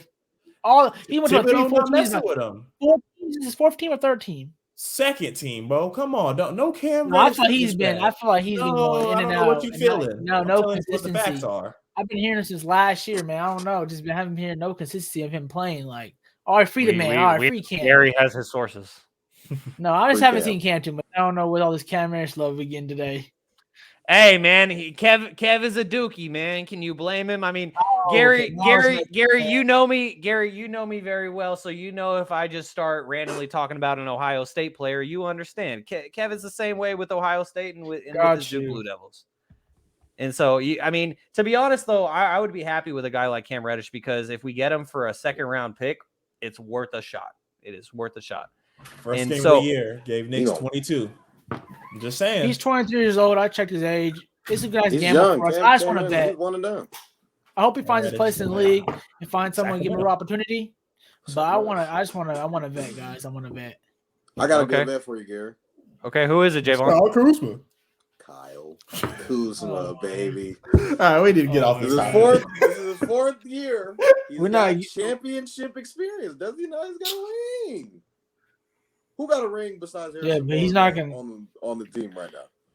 So that's the only reason to get Matthew Dellavedova. Matthew Dellavedova. Talk your shit, Sean. Talk your shit, Sean. The step stopper. Get it right, Sean. Get it right, Mark Sean. Brown. Hey, man. All I'm saying is, team got to go after Kuzma. I think they should. They don't get Kuzma. They get Cam. I like that. Okay, so the one thing I'll say to Wes real quick about Ohio State in between our two topics here is, Wes, I don't know if you be paying attention to the Ohio State women's basketball team. They started the season 19-0, and they have lost their last 3 out of the 4 games, and they just got beat by like 36 on the road at Maryland. So, I mean, those ladies, they gotta get their heads right. I think Jackson and Jibba, wide receiver 1. Ooh, there you go. All right, guys. Well, now it is time for my favorite part of every single week, and that is Sean's Pop Quiz. I'm even gonna get a little background music going. Yeah, yeah. You know, Sean's Pop Quiz. Here we go. Okay. As you guys see, this is Sean's Pop Quiz Super Bowl halftime edition. As I gotta get that other Kings ticker turned off. And so, as we know, Rihanna will be performing at the Super Bowl halftime this upcoming weekend. And I'm very much looking forward to it. But let's look back at the last 10 or so years of Super Bowl performers. And so, Javon, everybody, I'm gonna need you guys to get off your cell phones. No looking these up. Kansas covered the spread, by the way. I'm trying to find. Go ahead. Kansas covered the spread. Okay, perfect. So did that parlay just cash then? We need Milwaukee to win. And Milwaukee's All right, let's go Milwaukee and Portland. Let's get it. Milwaukee and Portland. Let's They're get up it. by 10.5. You're good. I hope so. All right, everyone, pray for Javon's parlay. If you're listening to this later on, which you will be, unless you're watching live on YouTube or Twitter. Need some Valentine's Day money. Hey, well, hopefully, the Bucks end up covering the spread for Javon. Nah, All you right, better guys. get Now, your girl something nice, bro. No, regardless, brother. he always does. He always does. He takes care of himself. All right, guys, let's get to Sean's pop quiz, Super Bowl halftime edition. So, as we know, Kevin and Javon, they're both currently at 5. Gary is at 4. So because of that, Kevin, we're going to start things off with you again this week at the top of the leaderboard. So I want to know, this artist performed at Super Bowl 47 when the Ravens held off a comeback to beat the 49ers. Who is that? And Javon, you can put your hand down. I will get to you in a moment. So guys, are we good with stealing? Are we going to leave opportunities for stealing? Yes or no? Yeah, we can still. Okay, Yeah, all we right. can So this one's for Kevin first. Why So is it Kevin- Kevin? I'm Because the this is leader. Kevin. This is Kevin's question. If he doesn't get it, then Oh you can my try to God. steal it. Okay, so Kevin, this artist performed at Super Bowl 47 when the Ravens held off a comeback to beat the 49ers. Who is that artist? I want to say it's the Beyonce, yeah? Queen Bee? It was Queen Bee. Ding, ding, ding. Kevin got it right. Yeah. All right, so Kevin is now Hey, up Kevin, to bro. 6. Oh, So I Look know it up, cheated. all the Okay. performers just mushed up in my head. I have no clue what year when people perform. Go ahead. All right, so Let's see. Javon, you're up next. And Javon, since you are the 49ers fan here being questioned, I made sure not to give you a question that the 49ers were in that Super Bowl. So let's take it back to Super Bowl 51. This artist performed at Super Bowl 51 when the Patriots came back from down 28-3. And Kevin, I saw you do a quick Google right there. So Kevin's about to try and steal it. Oh. Put it up, and Kevin- What year Kevin was this? wants to look. 2017, right? Yeah. I think this would be 2017. So this artist performed at Super Bowl 51 when the Patriots came back from down 28-3 You said to she? beat the Falcons. I just said this artist. I am not giving you any pronouns. I just said this artist. No gender So- pronouns. No gender pronouns, even though mine are he, him. Oh my goodness! Wow. All right, you got 5 seconds. Was that Outkast? Outcast? No, that is wrong. Okay, Because so Atlanta, Sean. Mariah Carey. okay, so no, Gary, that's wrong. Kevin, do you have a guess? Kevin for the steal? You know Shakira. what? Go back to back. Let's go Queen Bee. He said was No, complete. it was not Queen I'll Bee. say I couldn't tell you. Super Bowl 51 when the Pats came back against the Falcons. That was the Lady Gaga. Wow. Oh. Yeah. Lady Gaga performed at Super Bowl 51. So no one got that one. Kevin's remains at 6, Javon at 5, Gary at 4. Lonely at the top. So here is our last question, guys. So Gary, this one's for you. It's fairly recent, so I hope you get this one. They always try to These- put more pressure on me to get it. Like, bruh. These I don't two artists Mm. performed at Super Bowl 54 when the Chiefs came back from down 20-10 to beat the 49ers. I know. this Gary, Oh, I you know have this one. 15 I think I seconds. do Okay, too. okay, Gary. So who are the two artists? Was it the Snoop Dogg one? Oh, next. I'm not answering yes or no. I Snoop just Dogg, need an Mac answer. Dre one? The 50 Cent one? So It's- that is it's incorrect. recent, That couple was years ago. last year. That Oh, was last bro, year. I got it. No, I got too it. late. Gary, I I'm got it, sorry. man. You look- Gary, yes, Gary, yes, you were yes. Gary. I'm sorry. You were Ah, already wrong. Javon Javon had his hand up first. Javon for the steal. Who performed at Super Bowl 54? Shakira and J Lo. Shakira and J-Lo. There you go. Javon with the steal. Ding, I'll ding, go ding. Bro, I And looked it now- up. Sean cheat or Cam cheat. I know he looked. I said Shakira the last time, too. I was gonna say get Beyonce for all 3 of them, bro. Well, so I said Beyonce Shakira, actually too. did perform at 2. But yeah, I'm sorry, Gary. You were Now, incorrect. who's that? So Who's Javon- that one guy who performed? Oh my God! Bruno. He had Bruno Mars. There you go. I was Mhm. thinking Bruno Mars. I think Okay. that was Super Bowl 50. Tampa. Yeah, it wasn't I Tampa? remember when. No, the Tampa That was was the weekend. That was the weekend. Kev, do you remember The weekend. I was just thinking the weekend. That's Do what you I was remember who thinking. did y'all Super Bowl when y'all played the Patriots? Nope, I was too drunk at halftime. Couldn't tell you who performed. It was Justin Timberlake. Mhm. The reason how I know that is because he premiered his shoes. His shoes like dropped on like the sneakers app, but he was wearing them, and they go for like hella bread. So yeah, that's how I know. And yeah, so there you go. I appreciate you guys for participating. And Kevin, I'm honestly disappointed. I thought you would get that one for sure. So I was like, nah, that's too much of a softball. Let me give him a different one. But Kevin nailed it. He got Beyonce. And so now, after 13 weeks, Kevin and Javon sit at 6. Gary sits at 4 on Sean's pop quiz. So we appreciate you all for tuning in. Are we gonna start counting other things too? Keeping score on other stuff? Well, I mean, you got the most all-star reserve picks, right? So I'm messing with you, go. Give Gary needs a little pat on the back. I need a little pat, y'all. Let's give me Gary a little confidence. Oh, good job, Gary! Yay!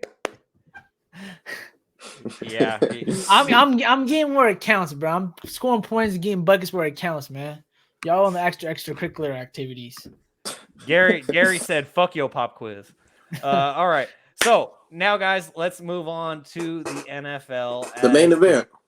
The big news, other than the Super Bowl coming up this weekend, before we get to that, was Tom Brady decided to retire again. And Javon, you and I, we covered this topic extensively a year ago on our former podcast, Sean and Vaughn. We spent 30 to 45 minutes talking about Tom Brady. So as the rest of us have done, I think it's time for us to give our short version of our thoughts on Tom Brady, given that at least you and I, Javon, we spent a lot of time talking about this same subject a year ago. So what were your thoughts on this? And do you think that he's done for good? Oh yeah, he's done. Tom's done. I think if he would have retired the first time, it would have went out on a better note, because what was that? It was divisional round. They kind of lost the Rams. The Cooper Cup play. The Cooper Cup play. His last throw was a touchdown, and it was on Jalen Ramsey. And Jalen Ramsey was like, "Damn, his last play ever was a touchdown on me." Yeah, no, I mean, Brady threw for almost 5,000 yards this year. I think he was 25-9. His numbers weren't bad. I think it was just the team and how they kind of went out. It was kind of bad. And, Cowboy fans are like, we're the Brady killers now, and this is the first time they've ever beaten Tom ever. So, Brady is just, banner up. We kind of just remember just growing up. I haven't seen Julian in weeks. You kind of just growing up, you see just Brady always in the playoffs, always in the Super Bowl, just going at it. That's all I can remember. And just, he's been in the NFL as long as I've been alive. So, I mean, now just to see him gone is going to be a little bit weird. Just that era of like Eli, Roethlisberger, Brady, Breeze, Manning, Peyton. So all those guys are gone now. So now it's like the new era, the Josh Allens, the Lamars. Aaron's still there. It's the last one. Aaron Rodgers. Yeah, I knew he was gonna throw that. He's gonna throw. I was waiting for a Purdy, honestly. I was gonna throw Nick Foles in there. I mean, just because of the Super Bowl that he won. But I mean, I know you can name a lot of the NFC quarterbacks. So weak, no depth there. But I mean, just for Brady to go out kind of the way he did, he's done. I think he's probably gonna take like a year off this year, I guess, and just kind of just chill. I mean, he's got money. I mean, it's not like he can't just not do nothing for a year and kind of just soak it all in. And he's going to go back to broadcasting next year. So that'd been pretty dope, though, to see him in the Super Bowl, kind of just on the cast, just in the background, fly on the wall. No, Tom Brady never going to work a Super Bowl. Tom Brady kind of just be there. So, yeah, Brady's the GOAT. So, I mean, unless, we see somebody win. Do you see anybody else winning 7 Super Bowls? No, that was the debate. That was the debate that I saw on a lot of ESPN this past week, was after Tom Brady announced the news of his retirement, where he said for good. I actually kind of believe him, and I kind of think that it was good that he came back for that one more year, because it showed him that he was done. Because after that Rams game, he was like, "Oh my God, I still got it. I still have it. I am 25 years old. I still got it." And then he came back. He was like, "Okay, I'm actually 45 years old." But yeah, Javon, that's the topic that I saw posed on a lot of ESPN and sports networks in general this week, is like, Will anyone ever get to 7 again? And if they do, who is it? The default answer is Patrick Mahomes. Patrick Mahomes is making his 3rd Super Bowl appearance in 4 years. That tracks right along with the track of Brady for the most part. I mean, so let's pose that question. So, Kevin, I'm going to pose that question to you next because I feel like this like truly honors the greatness of Tom Brady and him being arguably one of the greatest, if not the greatest football player of all time. In your opinion, Kevin, do you think an individual player ever gets to 7 Super Bowl titles ever again, regardless gets of position? to 7 or wins 7? Or excuse me, win 7. Thank you, Javon, because he got to 10. Yeah. No, I don't think so. If Andy Reid was a little bit younger, you can kind of maybe at least entertain the idea. But Andy's going to retire at some point. You know, he's already really old. He was old coming in, so Andy's going to retire, and then it's going to say, was it Andy's show or was it Patty? So Patty, I think, would be the only person that you can throw in that ring. There's too many good quarterbacks now. Or, you know, Joe Burrow said he was going to be there forever. His window's always open. So if I don't think it's ever going to happen, but if it had to be 2, I would put my Joe Burrow and Patty in the hat.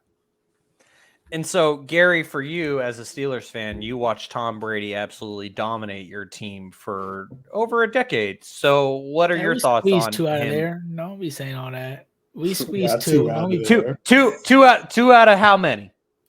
Hey, 2 out of how many y'all win last 20? I knew he was going to flip that on. I could feel it coming. I could feel it coming. Like right when I asked that, I could see it coming.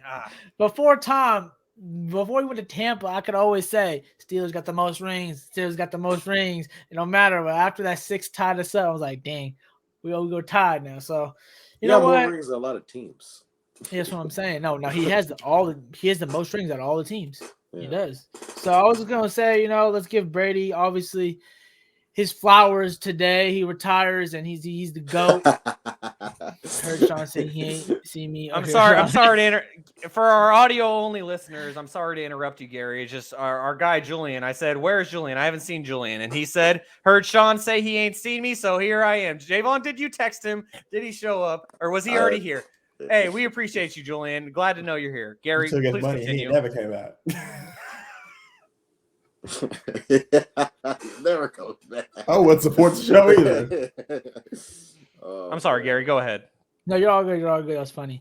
I was gonna say, just gonna give Tom Brady his flowers. Obviously, I think the most amazing thing about Brady is obviously I think his consistency. You can really just see him as a role model in terms of the sense of like someone's grinding from the bottom, being doubted his whole career every which way. Like he really didn't get the full GOAT stamp 1000% from everyone till like the last 5-6 years. You know, before a lot of people, I was one of them. Tom Brady, I would say Peyton Manning, I feel like was better at sometimes. Aaron Rodgers sometimes. Everyone always say, all your guys, Joe Montana. You know, he's always the GOAT for the longest time when we were kids. So like him, just seeing that arc over just consistently dominating. And you know, in the beginning years, you know, he did rely on the defense side, but he made clutch moments. And towards the end, he was the guy who was making clutch moments. And we started saying he's bringing everyone up and, you know, doing it like kind of LeBron-esque performance in terms of just bringing everyone higher. You know what I'm saying? Bringing players that never really heard before on the wide receiver group into being legitimate names.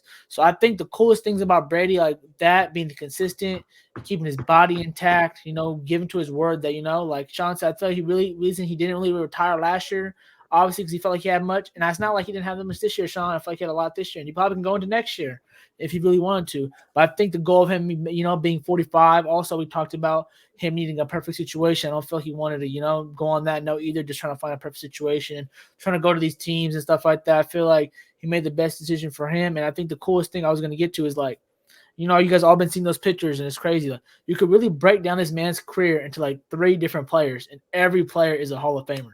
Doesn't he have like 3 Super Bowls in his 40s? Yeah, exactly. Like you can really break down. I think it's like every like 7 years or something like that, 7.5 years. Like you'll have like at least a Super Bowl in there and an MVP in there. And this is crazy because like before Tom Brady, y'all, if you had 1 or 2 rings, you can start sniffing the GOAT debate. Like if you won, you were a made man. You know, for the longest time, Breeze had 1, Aaron had 1. 2, you start separating yourself to get into the next echelons of quarterbacks.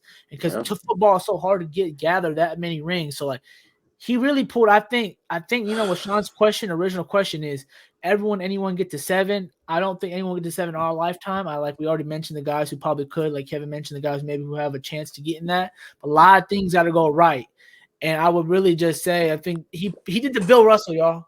He did the Bill Russell. He did the 11. We might not even count it no more. We're not like, hey, that's Brad. He got 7. We're not going to count his 7. Like, that's just too ridiculous. Like, you know what I'm saying? We got to tailor that for these guys. Aaron Rodgers is getting killed for not winning so much, but he won one Super Bowl, and a lot of people are before, like I mentioned, or made men. So like him changing the whole bar, changing the whole bar, changing the bar simply, raising the bar higher for the next level of quarterbacks, and made it so hard and so tough. And a guy that was never always the most talented, but always the most prepared, not always the most like having the best situation, but always making the best out of it, but also coming in clutch moment. You know what I'm saying? Like you could say right now, I feel like Aaron Rodgers is better arm talent than him. You feel me? You could say Patrick Mahomes has the best combination of talent and accuracy and everything, but him just knowing the situation and coming out clutch in every moment. That's why you can never knock that man. That's why he's the GOAT for the time being. And yeah, simple as that. He should have 9, to be honest. Hey, man. Sorry, ran into the Eagles. Oh, you talking about the Giants? Yeah, I was talking about the Giants game. Yeah. He had a helmet catch and Mario Manningham catching the ball like over his body. Yeah. But I mean, the same thing goes with that though, Javon, is like that's something that I really took from the Man in the Arena series that he ended up doing with ESPN. Is they I gotta watch they that took, now that he's it's really good. It's really good. I watched it right before his final playoff game, and it's really good. I binge watched the shit out of it, but it's really good. And they could take a deep dive into each one of the Super Bowls that he has been to. And been to that was the a couple. But that was the thing that they really got into is like he was saying like with that Giants game, especially the helmet catch. He was just like, you know what, man, like that's when I just knew like it wasn't gonna be our year. But then you look at the opposite of it. Some of the Super Bowls later in his career, you think back to the Seahawks game. If they just run the damn ball, the Patriots don't win that Super Bowl. And who knows, maybe the second half of the Patriots dynasty doesn't happen because that Seahawks Super Bowl is what sparked it all. And then you look at that Falcons comeback, obviously coming back from down 28-3. Not only that, but then late in the game, that Julian Edelman catch. We all tend to forget about that Julian Edelman catch. That Julian Edelman catch is what won them that Super Bowl. And so, you know, it could go either way. 500 against the Eagles. All right, got to throw one wrench in the flower giving I already just gave Brady. So, clip this is a different thing. Brady, I ain't gonna lie though. One thing I will hold against the Patriots forever. I don't care what anyone says, because it's the truth, bro. Because they got punished for it. They did cheat, bro. They cheated in some years. I don't know how they did it. Which time? I don't know. Exactly, Sean. I don't know. And y'all can't hate because you know what? It's whatever. Spygate, Deflategate. And I don't know if it's Brady's fault and it should be on him, or if it's coach. I don't know what it is. But you ain't even in that mess. Raise his eyebrows. So I know it GOAT, obviously, because he made sure you called him the GOAT. But when that was happening, people were taking Super Bowls away, and should this one count? This one, who only got 2, 3. So he makes sure he stabbed it a couple more times. Like, yeah, I'm the GOAT, bro. That's because we got caught a couple times, whatever. Let me win 3 more times. Yeah, exactly. Yeah. So I'm not trying to knock none of his Super Bowls, but just if we do want to call a blemish, I don't know if we want to call a blemish. We'll give him that blemish, but that's not a big enough blemish to knock him off of any of his greatness. So. And simple. To me, his ex-wife Giselle said it best when he won his 7th Super Bowl in 2021. When she said to him after the game, she said, "What more do you have to prove? What more do?" He had nothing to prove after that game, and he still gave us. I love that seasons. Though, man. So we appreciate you. I don't know if I've seen him in Colin Cowherd today. Right now, when he came on and did a quick interview, he did a 15-minute interview. But I don't know if he sounds at peace just yet. Obviously, because it's brand new and stuff like that, and that sand selling for like $1 million that he was sitting on. But and now he's modeling his own underwear for the Brady brand and posting that on Twitter apparently. And so let him live his life. Florida man getting wild. Let him live his life, but man, it's just cool to see. Just hopefully, he just enjoys all things that he missed on. He missed on to achieve his greatness. You know what I'm saying? So I hope he gets to do those things. What about you, Kev? Honestly, man, I loved him, man. He couldn't beat the Eagles. But besides that, he had a great career. Like you all mentioned, he did beat you guys. What was that? No one want to talk about 2004. Oh yeah, it was 2005. Don't want to talk about that. Did he already beat Shaw? I want to say y'all got y'all get back. No one want to talk about that, man. It's all about what the last game. So we went out there and sent them off as Zale. I was hoping we were the last team to beat him in the Super Bowl. Man. I'm just saying that's in history. No one's ever gonna beat that.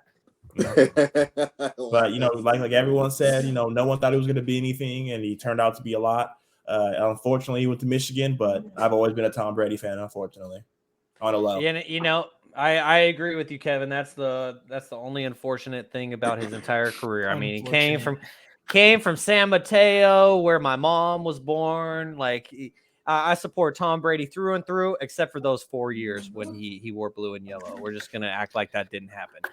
Real quickly, guys, because we're running out of time, as we got about 20 minutes left here on episode 13 of Stats Over Politics. And for those of you who are tuned in on YouTube or Twitter, make sure to give us a thumbs up. It really helps us liking those videos. And we appreciate you guys subscribing, but then also 20, liking. Bucks are up 20. Blue is excited. I'm excited. And so before we get to our main event for this week, which is previewing the Super Bowl, which is coming up this Sunday, I want to get to one quick bit of news that came out today, and that is that AJ Green has decided to retire from the NFL. And so Javon, obviously he made his mark when he was with Cincinnati, and he kind of faded out a little bit with Arizona, but hell of a career for a guy like AJ Green. Do you think AJ Green is a Hall of Famer, Javon? Boom. So I got his stats. So he had 727 receptions, 10,514 yards, 70 touchdowns, and 7 Pro Bowls. Those are Hall of Fame numbers. His stint in, Cincinnati, that's kind of where Paul was working. AJ Green was definitely one of the premier wide receivers for a good, I'd say like 3 to 4 years strand where AJ was like at the top of the top. There was like once upon a time where the Niners were like rumored to trade for him. And I was like, how would that even be possible? But no, obviously that never happened. But if you look at the numbers, AJ Green has Hall of Fame numbers. I mean, obviously he didn't get a chance to win a Super Bowl. Not everybody's able to be put into those type of situations. There are numerous receivers who have numbers like that and don't win a Super Bowl, but still get into the Hall of Fame. But if you look at his numbers, he was definitely the best wide receiver when he was at the peak of his powers. So I think AJ Green is a Hall of Famer. And, I agree with you, Javon. I think that he's a Hall of Famer because he put up a majority of those numbers with Andy Dalton as his starting quarterback. Kevin, you're shaking your head. It looks like in agreement. So do you agree that AJ Green is a Hall of Famer? Oh, yeah. I got Toddy's bringing out the stats, so I got a really good stat. So the highest receivers with their highest grades from 2011 to 2017, AJ Brown 94.7, Julio 93.6, Megatron Calvin Johnson 93.6, AJ 92.5. So he was up to the best. So Toddy mentioned the number, so he's definitely got to be a Hall of Famer in my book. Yeah, to me, all those guys that you just named right there, one of them in Megatron is already in the Hall of Fame, and those other guys, they seem like they're on their way. Even a guy like AJ Brown. So he snuck that in there real quick. Gary, for you, is AJ Green a Hall of Famer? I'm not gonna lie to y'all, I didn't deep dive on the stats like y'all did. So congratulations to y'all. Congratulations AJ Green for a great career. You guys already know I want to talk about the bowl. I'm gonna give him congrats, give him his flowers. The last couple of years he couldn't get on a really good Cardinals team, really couldn't contend for him to give him a big opportunity. I probably has a couple more. If he probably could squeeze maybe 1 or 2 years out, I didn't really see. Like I know he was a great fantasy pickup sometimes in spurts on and off throughout the last couple of years. Obviously before these years, before the last few years, he was a on fire fantasy pick, like you guys said, going through the numbers and stuff like that. So respect to him. Like Vaughn said, not everyone gets a chance, especially in wide receiver position, to get to like those championship level games, stuff of that nature. but his accolades in terms of all the numbers you guys speak of, him being top 10, top 5 the last few years in receptions and yards and things of that nature, puts him in that category and puts him as one of the best receivers in his little era during the time. So I will always say he give him respect. I don't know. I feel like he was always hit or miss being top 5, So I know he was never top 1 during his time, but he was a guy you had to respect and you had to really pay attention to. So respect to him and wish him luck post-career. All right, Gary. So now you said you want to talk about the bowl, so let's talk about it. I want to get your prediction for what's going to happen in Super Bowl 57, Gary. I want to know who you have winning the game.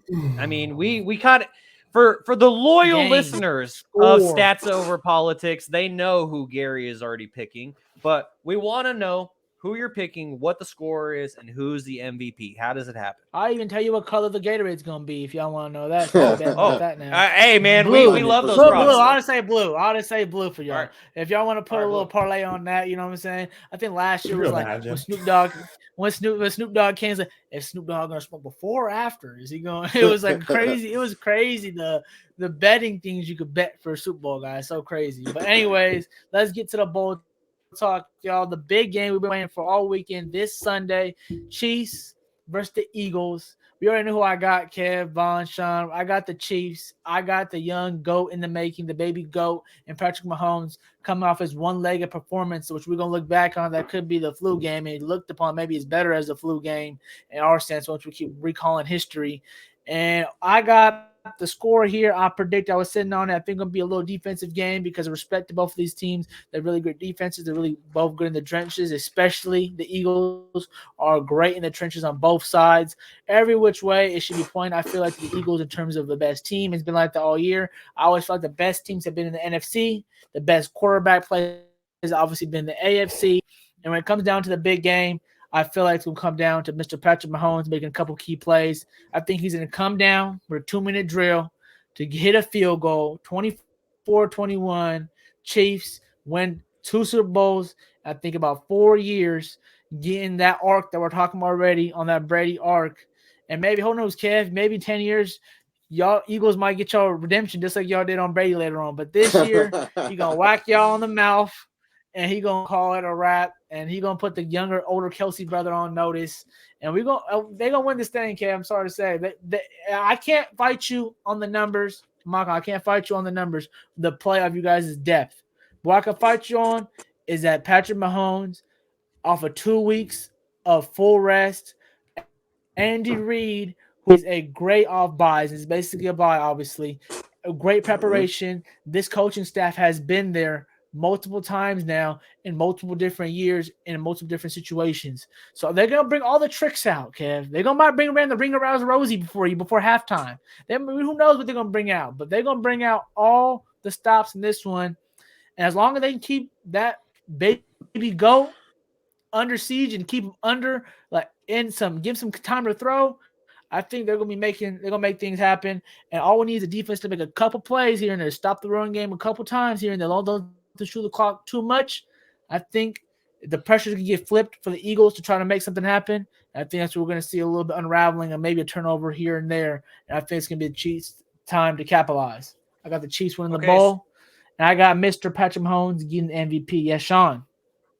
All right, there you go. That was the last question that I had there. Is I have Chiefs 24-21 for Gary, and he has Mahomes as the MVP. So remember, before we get at home, my record on these things have been very high percentage I'm hitting right now in this new year. I mean, we'll see if Gary gets the Gatorade color right, because that's the main one I'm looking for. So before we get Kevin and Javon's predictions for this game, I want to get to a couple of our YouTube comments for the predictions from our listeners. Our guy James says that he got the Chiefs 31-27, and Uncle Manny says Philly has the better team, but hard to bet against the baby GOAT. 31-28 Chiefs for Uncle Manny. And for those of you tuning in on YouTube and Twitter and tuning into us live right now, don't think that you're safe from the notepad. I'm going to write down your predictions too. We're going to get this documented. All right. So, Kevin, we know which way you are leaning. Javon is the true question mark for me on this one. I don't really know either way he's leaning. So, Javon, please give us your I know he's preview of leaning. Super Bowl 57. Well, man, Brandon Ayuk said it best on the. Oh, okay. So you had to bring I the gotta Niner go with guy it. in here.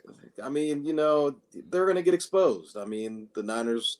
It took the Niners to have a running back throwing them the football for them to lose the game. But I think Patrick Mahomes, we saw what he could do on one leg, and I feel like there's kind of nobody standing in his way. Yeah, obviously the Eagles are a great team, but I think it kind of comes down to quarterback play. The Eagles, great D line, great. They have a great secondary.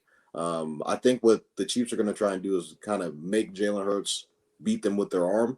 I think they know that Jalen Hurts is going to be a threat in the run game, so they're kind of trying to keep him in the pocket and kind of see what he was, throwing on the run against the San Francisco 49ers. He did not look good.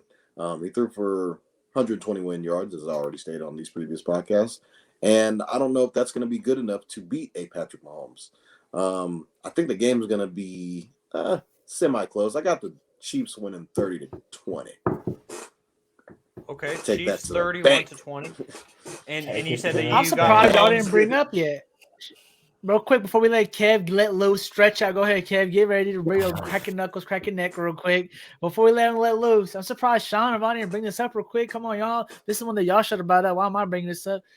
What is the record for the loser? Who are the teams that have played the Niners the next following week? Sean, go ahead. This is actually the time I think I'm bringing it up for you. Go ahead. Owen. Oh, yeah. Not Owen Hart. Owen 18. 0 and 18. Is it 18 or 19? Oh, yeah, it's 18. It's about to be 19, Kevin. 0 and 18. So, I mean, okay, so Javon, you're going with the Chiefs 31-20. You like that live, Sean? You like that live? I love it. I appreciate it. I slammed that in like DeAndre Jordan. So, Javon, you are going with Chiefs 31-20, Mahomes MVP. Oh, excuse me, 30-20. And Mahomes MVP. Yeah, Oh, he's going to whack-a-mole team. 10? Oh, I ain't gonna like it. I didn't call that. I gave y'all respect. I gave y'all a lot of respect. All right. So since Gary just threw me, hold on before Kevin goes. What? No. I was gonna give my. Kevin didn't know yet. In before the season, picked the Eagles to go to the Super Bowl, I think, and he had them losing the Super Bowl. Okay, so if you're gonna quote me, make sure you quote me correctly. I did not say we were going to the Super Bowl. You said NFC Championship game? Yes, sir. Oh, okay. Thought we had to lose a single Tom Brady. All right, Kev. The Eagle Man, the head of Mayor Eagle. We can let Sean go. All right, I appreciate it. I'll just say real quickly that Gary threw me the lob. I slammed it in. Teams that played the 49ers this season were 0 and 18. The next game that they played, and to me, I think it's going to get to 0 and 19. I got the Chiefs in this one, 34-30. I agree with Uncle Manny, where Uncle Manny said Philly has the better team. I honestly agree with that, but I'm going to take it back. Let's see. Kevin's damn it. I didn't write down the date in the episode. I could have had it ready to go, but I got the quote. Kevin says, I'm taking Jalen Hurts over Mahomes, Herbert, Josh Allen, and Joe Burrow. Well, I think you knew, and you knew when I was alluding to it earlier. That's a Max Kellerman quote. That's his Max Kellerman Brady off the bridge quote. That's your quote. Okay, that just yet, y'all. So, anyways, I agree with Uncle Manny that I think, Gary, you don't have it yet, but I'm gonna catch you. I'm gonna catch you slipping. I agree with Uncle Manny that I think Philly has the better team overall, but to me, I think it's gonna come down to quarterback play at the end of the game. And to me, I'm taking the best guy out there, not only the best guy out on that field, but the best guy in the world. Patrick Mahomes is the reason why Gary and Uncle Manny are calling him the baby goat. Guys like Mobani Jones just calls him Jordan. Doesn't even refer to him as Patrick Mahomes anymore. Just says Jordan. He's Jordan. He's Jordan. It's because he does things that no one else can do, like Michael Jordan did. And so to me, Javon can attest to this. I'll just wrap up by saying this. Is that I'm not just going to be a Mahomes homer saying anytime Mahomes is in the Super Bowl that I'm picking him. Because yeah, and so Javon, you remember a couple years ago. Yeah, we shall see. So Javon, yeah, thank you, Gary. So Javon, you remember a couple years ago on Sean and Vaughn when we gave our Super Bowl preview for the Chiefs versus the Buccaneers, and you were all on the Chiefs, and I told you I was like, I think the Buccaneers are gonna get it because of the Chiefs' offensive line. The Chiefs in the last 2 years have greatly improved that offensive line. Maybe they don't have a standout guy like a Trent Williams to where you could say that guy is the most dominant guy on that line. But when or Jason Kelce. Yeah, right. But when you got a guy named a guy like Joe Thuney and a guy like Orlando Brown, and those are two of the guys that they brought in after that Super Bowl. To me, I think even with a bum ankle that they are working hard to fix, I think Mahomes will be all right because why? He's the number one pocket passer in the NFL. So if that ankle is still not great, I think he'll be all right. I got Chiefs 34-30. Mahomes is the Eagles are the favorites as of right now. You get the Eagles minus as of right now. It's been for 2 weeks. I'm a little shocked. I'm not gonna lie.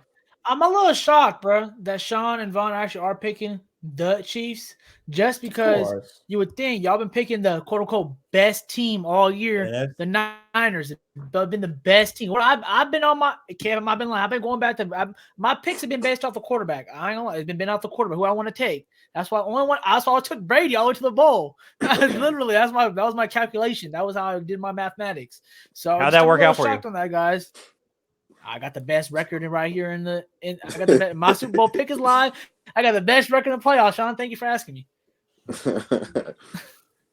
Yeah, the reason why I'll have to count it up. I'll have to count it up to dispute that. Mahomes came to Levi's this year and blew us the fuck out. So we saw what they're capable of doing to a healthy 49ers team. We blew y'all the fuck out too. I mean, we didn't have a quarterback. I'm just saying. That's neither here nor there. All right. Javon, we'll just have to leave it there because we could debate about that back and forth all offseason. Kevin, you have been very patient. We appreciate you. The floor is yours. Tell us why the Eagles are going. Oh my God! He's taking off for the audio for our audio only listeners. So for our audio only listeners, Kevin just took off the headphones, took off the LeBron jersey, so then he could show us the Super Bowl. What is that? 52 champions from when they won 5 years ago. I was wondering why we don't got no Eagles gear on the show today. Hey man, it's always coming. It's always coming. All right, Kevin, the floor is yours, my friend. So for everyone listening, for those rants that we just had to listen, all they mentioned was Patrick Mahomes. So I hope they have 11 Patrick Mahomes on defense. That's all you guys said was Patrick Mahomes this, Patrick Mahomes that. You know, the game's one of the trenches, like Gary mentioned. And, you know, last week, everyone mentioned, or 2 weeks ago, that was a while ago, everyone mentioned how the Niners had this amazing D-line and they had Bosa, and now the Chiefs have Chris Jones. Y'all can't name another person on that D-line. Let's just keep it Frank Clark. Yeah, Frank Clark. Exactly. Okay, that was the one other that I could name.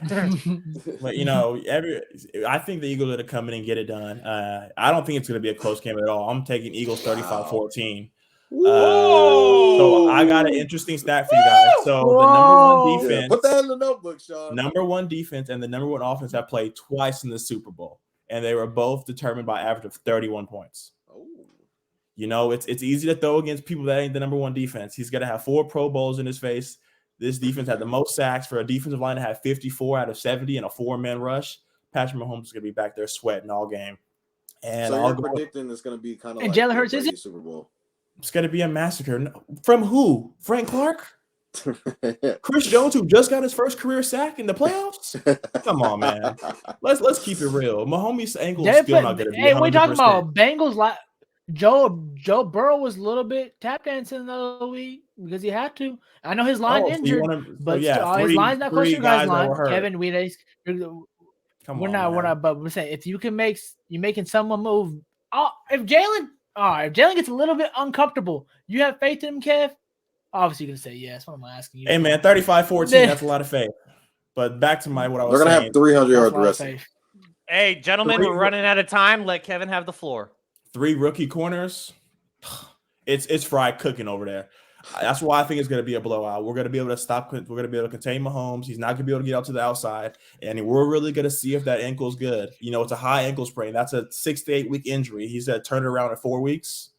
it's going to be a long day for him. And the Eagles rushing game, like we've all mentioned, we have 7 rushing touchdowns on the postseason.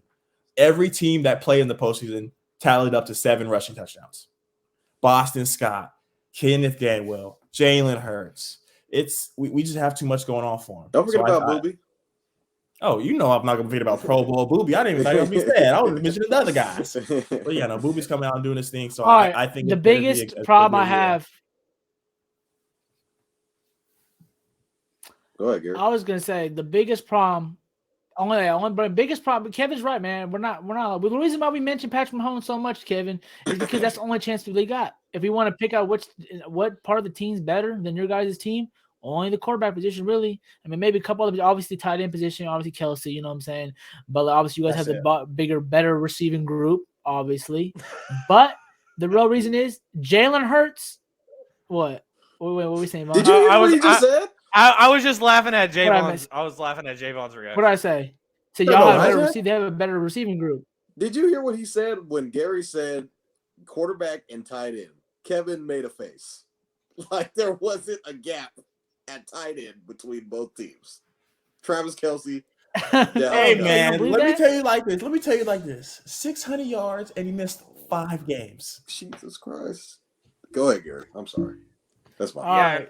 All right, anyway, let me not talk about Travis Kelce, do we? Yeah, I'm talking about Travis Kelce, bro. I don't think we need to go into that one. Anyway, I was just gonna say, only hesitation I have is really, and this is why I can't pick the Eagles, is really because Jalen Hurts, that game versus the Niners, did not have to make enough key plays to win the game because obviously due to the situation for the Niners quarterback situation. Exactly. He didn't have to. Exactly what I just mentioned. But the reason but we did see a couple plays, Kev, and you mentioned this too. We talked about this. He did miss a couple plays. Maybe it's due to injury. He might be feeling better this week. He might be on par. He might be really hitting all cylinders this week. Hopefully he is. He had a couple throws that he missed that he usually hits. And why is that? Is he still injured? Is he ready for the moment? I'm just asking these questions that should be asked because he hasn't fully proven that he is the guy just yet to get over the hump. If he was a guy that everyone believed in, he'd be talked like he'd be talked. I can't even. That's a messed up comment. I said if he was really the guy, then we would already be talking about him in these conversations. But he's not the first 4 or 5 not guys named. It goes Josh Allen, it goes Patrick Mahomes, it goes Joe Burrow, it goes Justin Herbert. So obviously I expected he should be named in this if he wins the Super Bowl, but I'm gonna have to see it before I believe it. How many AFC championships Justin Herbert go to? You said what? How many AFC championships has Justin Herbert been to? No, not enough yet. Okay, hold on. Who's talented? It's okay, Gary. More talented. How many Super Bowls Mr. Dude in Buffalo been to? Anybody know? All right, just making sure. Not many. Hey, no, Kevin. Don't you think that has 5 years? Kevin, don't you think that has something to do with the conference that they play in? The Bengals beat the Chiefs. It's not my fault the Chargers and Bills can't. Oh, you gotta love Kevin, man. Okay, so hold on, but Kevin. Wait, the NFC is weak. That's the point. That was the point. And also, for our audio only listeners, just to fill you guys in, when Gary was given his last response, you heard Javon audibly laugh out loud. We all laughed out loud, and it was because our guy Wes said in the YouTube comments that Goddard is cheeks, and Kevin didn't agree with it. So Kevin, forgive me if I missed it, but I got you as Eagles 35-14. But say he's not a top fantasy guy. It's because no, you're good. I was just gonna say that's hard to say because like in fantasy, there's basically one relevant tight end, and then everyone else is like on a week to week basis. Yeah. And so anyway, yeah, because that was the stat that I was gonna bring up when we were talking Goddard versus like when Kevin mentioned, okay, Goddard got 600 yards and missed 5 games. I was gonna say Kelce, like the gap between Kelce and the next closest tight end when it comes to stats is like bigger than like the gap between like 3 to 7. Like it is a significant. He's pretty good. Wasn't good last Sunday. Bigger gap from Seattle to Sacramento. Better stats. Well, Kevin, there's time for him to redeem himself with Big Brother on the other sideline. But Kevin, to close us out here, forgive me if I missed your MVP, but I have Eagles 35-14. Who's the MVP and why for you? Hassan Reddick. I knew this was going to say that. Bro. 3.5 sacks. Forced fumble. Why not Jalen? Defensive touchdown. Bro, the offense is not going to matter. The Chiefs defense is cans. This is going to come down to if we can stop the Chiefs because they're not going to be able to stop us. All right. Cans. They just didn't have the best record in the AFC. The Cans. All right. We have the same record. We scored the same amount of points. Yeah, I didn't say y'all bad. I didn't say y'all bad. You're not lying. I feel like it's more. I'm giving more respect to both teams, and They're Kevin's just disrespecting the Chiefs so much. They're the favorites. I thought you were going to take a humble approach today, but it's all good. Don't worry. Next Monday it'll be a humbling experience. AJ Brown versus the rookie. Quez Watkins, Devontae Smith gets rookies. Oh my goodness, fellas. Oh my goodness. All right, guys. Well. Unless does anyone have anything else they want to get off their chest before this all important Super Bowl? Super Bowl patch will be here on Monday, fellas. I'm unboxing it live on camera. You get guys, don't be shocked if Kev don't show up on Monday. I can't wait. Hey, we'll give him a pass though. We'll give him a pass. Oh man, no passes around here. He had a whole hit list when the Eagles beat the Niners. Hell no, no passes, no free passes. I'm sure, man. It's gonna be a celebration. You gonna come on? Yep. I just want to. What Kelsey did, that was funny. All right, guys. Well, hey, go ahead, Gary. I couldn't even say. I was gonna say what Kelsey said, but I forgot what he said. I know he said the Rock quote, man. Just don't talk shit. Yeah, man. That's all I know. He said, "Hey, that mayor of Cincinnati, know your role and shut your mouth, you jabroni." I'm about to cut. That's gonna be my opening statement on Monday. That's gonna be what we're saying. I can't wait for it. So, just a quick rundown for everyone to know: we got 5 people picking the Chiefs and 1 person picking the Eagles. 3. Gary, I said 5. I said 5, including James and Uncle Manny. So James is going Chiefs 31-27. Uncle Manny got Chiefs 31-28. Gary got Chiefs 24-21. Javon has Chiefs 30-20. I have Chiefs 34-30. We all have Mahomes as our MVP. Kevin has the Eagles 35-14 as he shows off his Super Bowl shirt from 5 years ago. Hang on to that tight, Kevin, because that's all you're going to have. You see Pacheco was doing that dance too. He's going to do it too in the end zone. Watch. And so Kevin has the Eagles winning the Super Bowl 35-14 with Hassan Reddick as your Super Bowl MVP. 3.5 sacks, a forced fumble, and a defensive touchdown for Mr. Reddick of the Eagles. We shall see, gentlemen. It was a fun one. We'll catch you all next week here on Stats Over Politics. You know what to do. Subscribe, rate, and review. And make sure to give us a thumbs up if you're watching on YouTube. It really helps us grow. We really appreciate it. And we'll catch you all next week for Kevin's sad episode. We'll catch you all then. Just out against the Niners. Bet on the blue Gatorade, y'all. Peace.